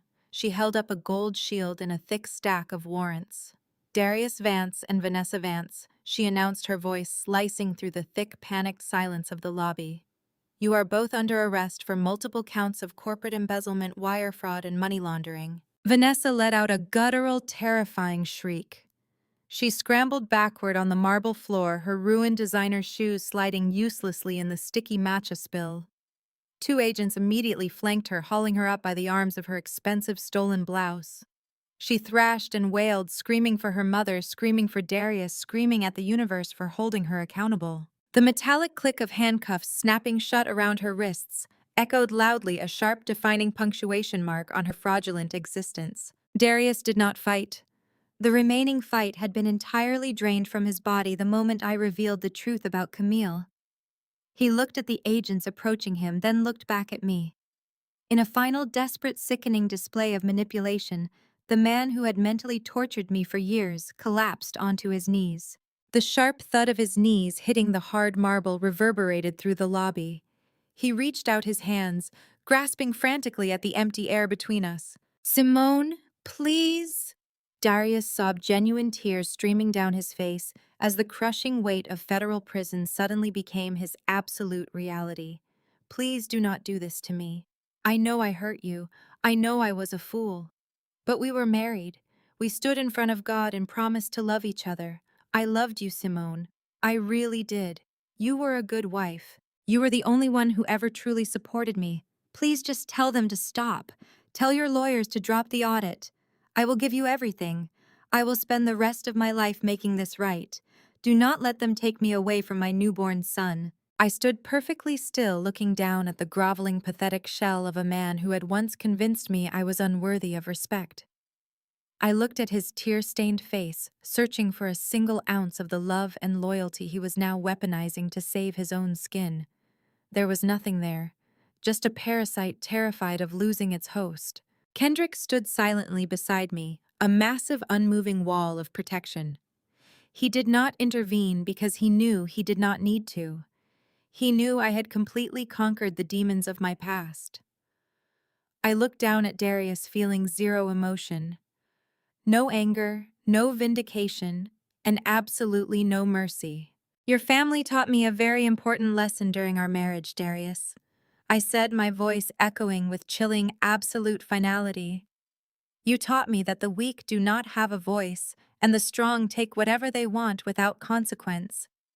I want you to remember that lesson every single day you spend in a federal cell. I am not destroying you out of jealousy or spite. I am simply applying the exact same business model you used to destroy me. I took a slow, deliberate step back, physically removing myself from his orbit forever. Enjoy the legacy you built, Darius. It is completely yours. The lead agent stepped forward, firmly gripping Darius by the shoulder and hoisting him roughly to his feet. He read him his Miranda rights in a flat, unyielding tone. Darius went completely limp, his chin dropping to his chest, as the heavy steel cuffs were locked around his wrists. He did not look back as the agents marched him toward the sliding glass doors. Vanessa was dragged out right behind him, her frantic sobbing fading into the wail of the sirens waiting outside. The lobby of the Sterling Medical Center fell into a profound, breathless silence. The hospital administrator stood frozen behind the reception desk, clutching his clipboard. Guard Miller let out a long, slow breath, shaking his head in sheer disbelief. I turned to Kendrick. The hard, calculating edge in his eyes had melted away entirely. He looked at me with profound respect and undeniable adoration. He offered me his arm. "Shall we?" Madam Chairwoman Kendrick asked, a warm, genuine smile touching his lips. "We shall," I replied, wrapping my arm through his. We walked out of the hospital together, stepping through the sliding glass doors and out into the blinding, brilliant sunlight of the Atlanta afternoon. The humid Georgia air felt incredibly fresh, washing away the sterile, toxic atmosphere of the hospital lobby. I closed my eyes for a brief moment, letting the warmth of the sun soak into my skin. I reflected on the grueling, exhausting journey of the past 2 years. I thought about the terrified, isolated woman who had packed her belongings into trash bags while her sister-in-law laughed. I thought about the hundreds of sleepless nights spent analyzing financial ledgers, the ruthless determination it took to rebuild my confidence, and the absolute power of moving in complete silence. I had transformed myself from the convenient scapegoat of a fraudulent family into the undisputed architect of my own massive empire. I did not just survive their cruelty, I monetized it. As Kendrick and I walked toward his waiting armored SUV, I realized that true power does not require a loud voice or aggressive designer labels. True power is the ability to stand perfectly still while the world you built quietly dismantles the people who tried to bury you. To anyone out there watching this, to anyone who has ever been belittled, gaslighted, or made to feel like they are incredibly small by people who are secretly terrified of their potential, hear me right now. Do not waste your precious energy screaming into the void. Do not engage in petty arguments on social media, and do not beg for validation from people who are committed to misunderstanding your worth. Take your pain, take your humiliation, and forge it into absolute focus. Move in complete silence. Educate yourself. Build your resources and become undeniably excellent at whatever you choose to do. Let them think you are struggling. Let them laugh at your supposed failures. Let them believe they have won. Then, when the time is absolutely perfect, let your massive, undeniable success be the loudest sound you ever make. Let your victory be the wrecking ball that shatters their illusions forever. Thank you so much for listening to my story today. If you have ever had to stand up, fight back, and reclaim your power from toxic people, drop a comment below and share your victory. We are building a community of strong, unstoppable individuals, and your story matters. Please hit that like button, subscribe to the channel, and turn on notifications so you never miss another story of ultimate justice and empowerment. Stay strong, keep grinding in silence, and never let anyone dictate your legacy. I will see you all in the next video.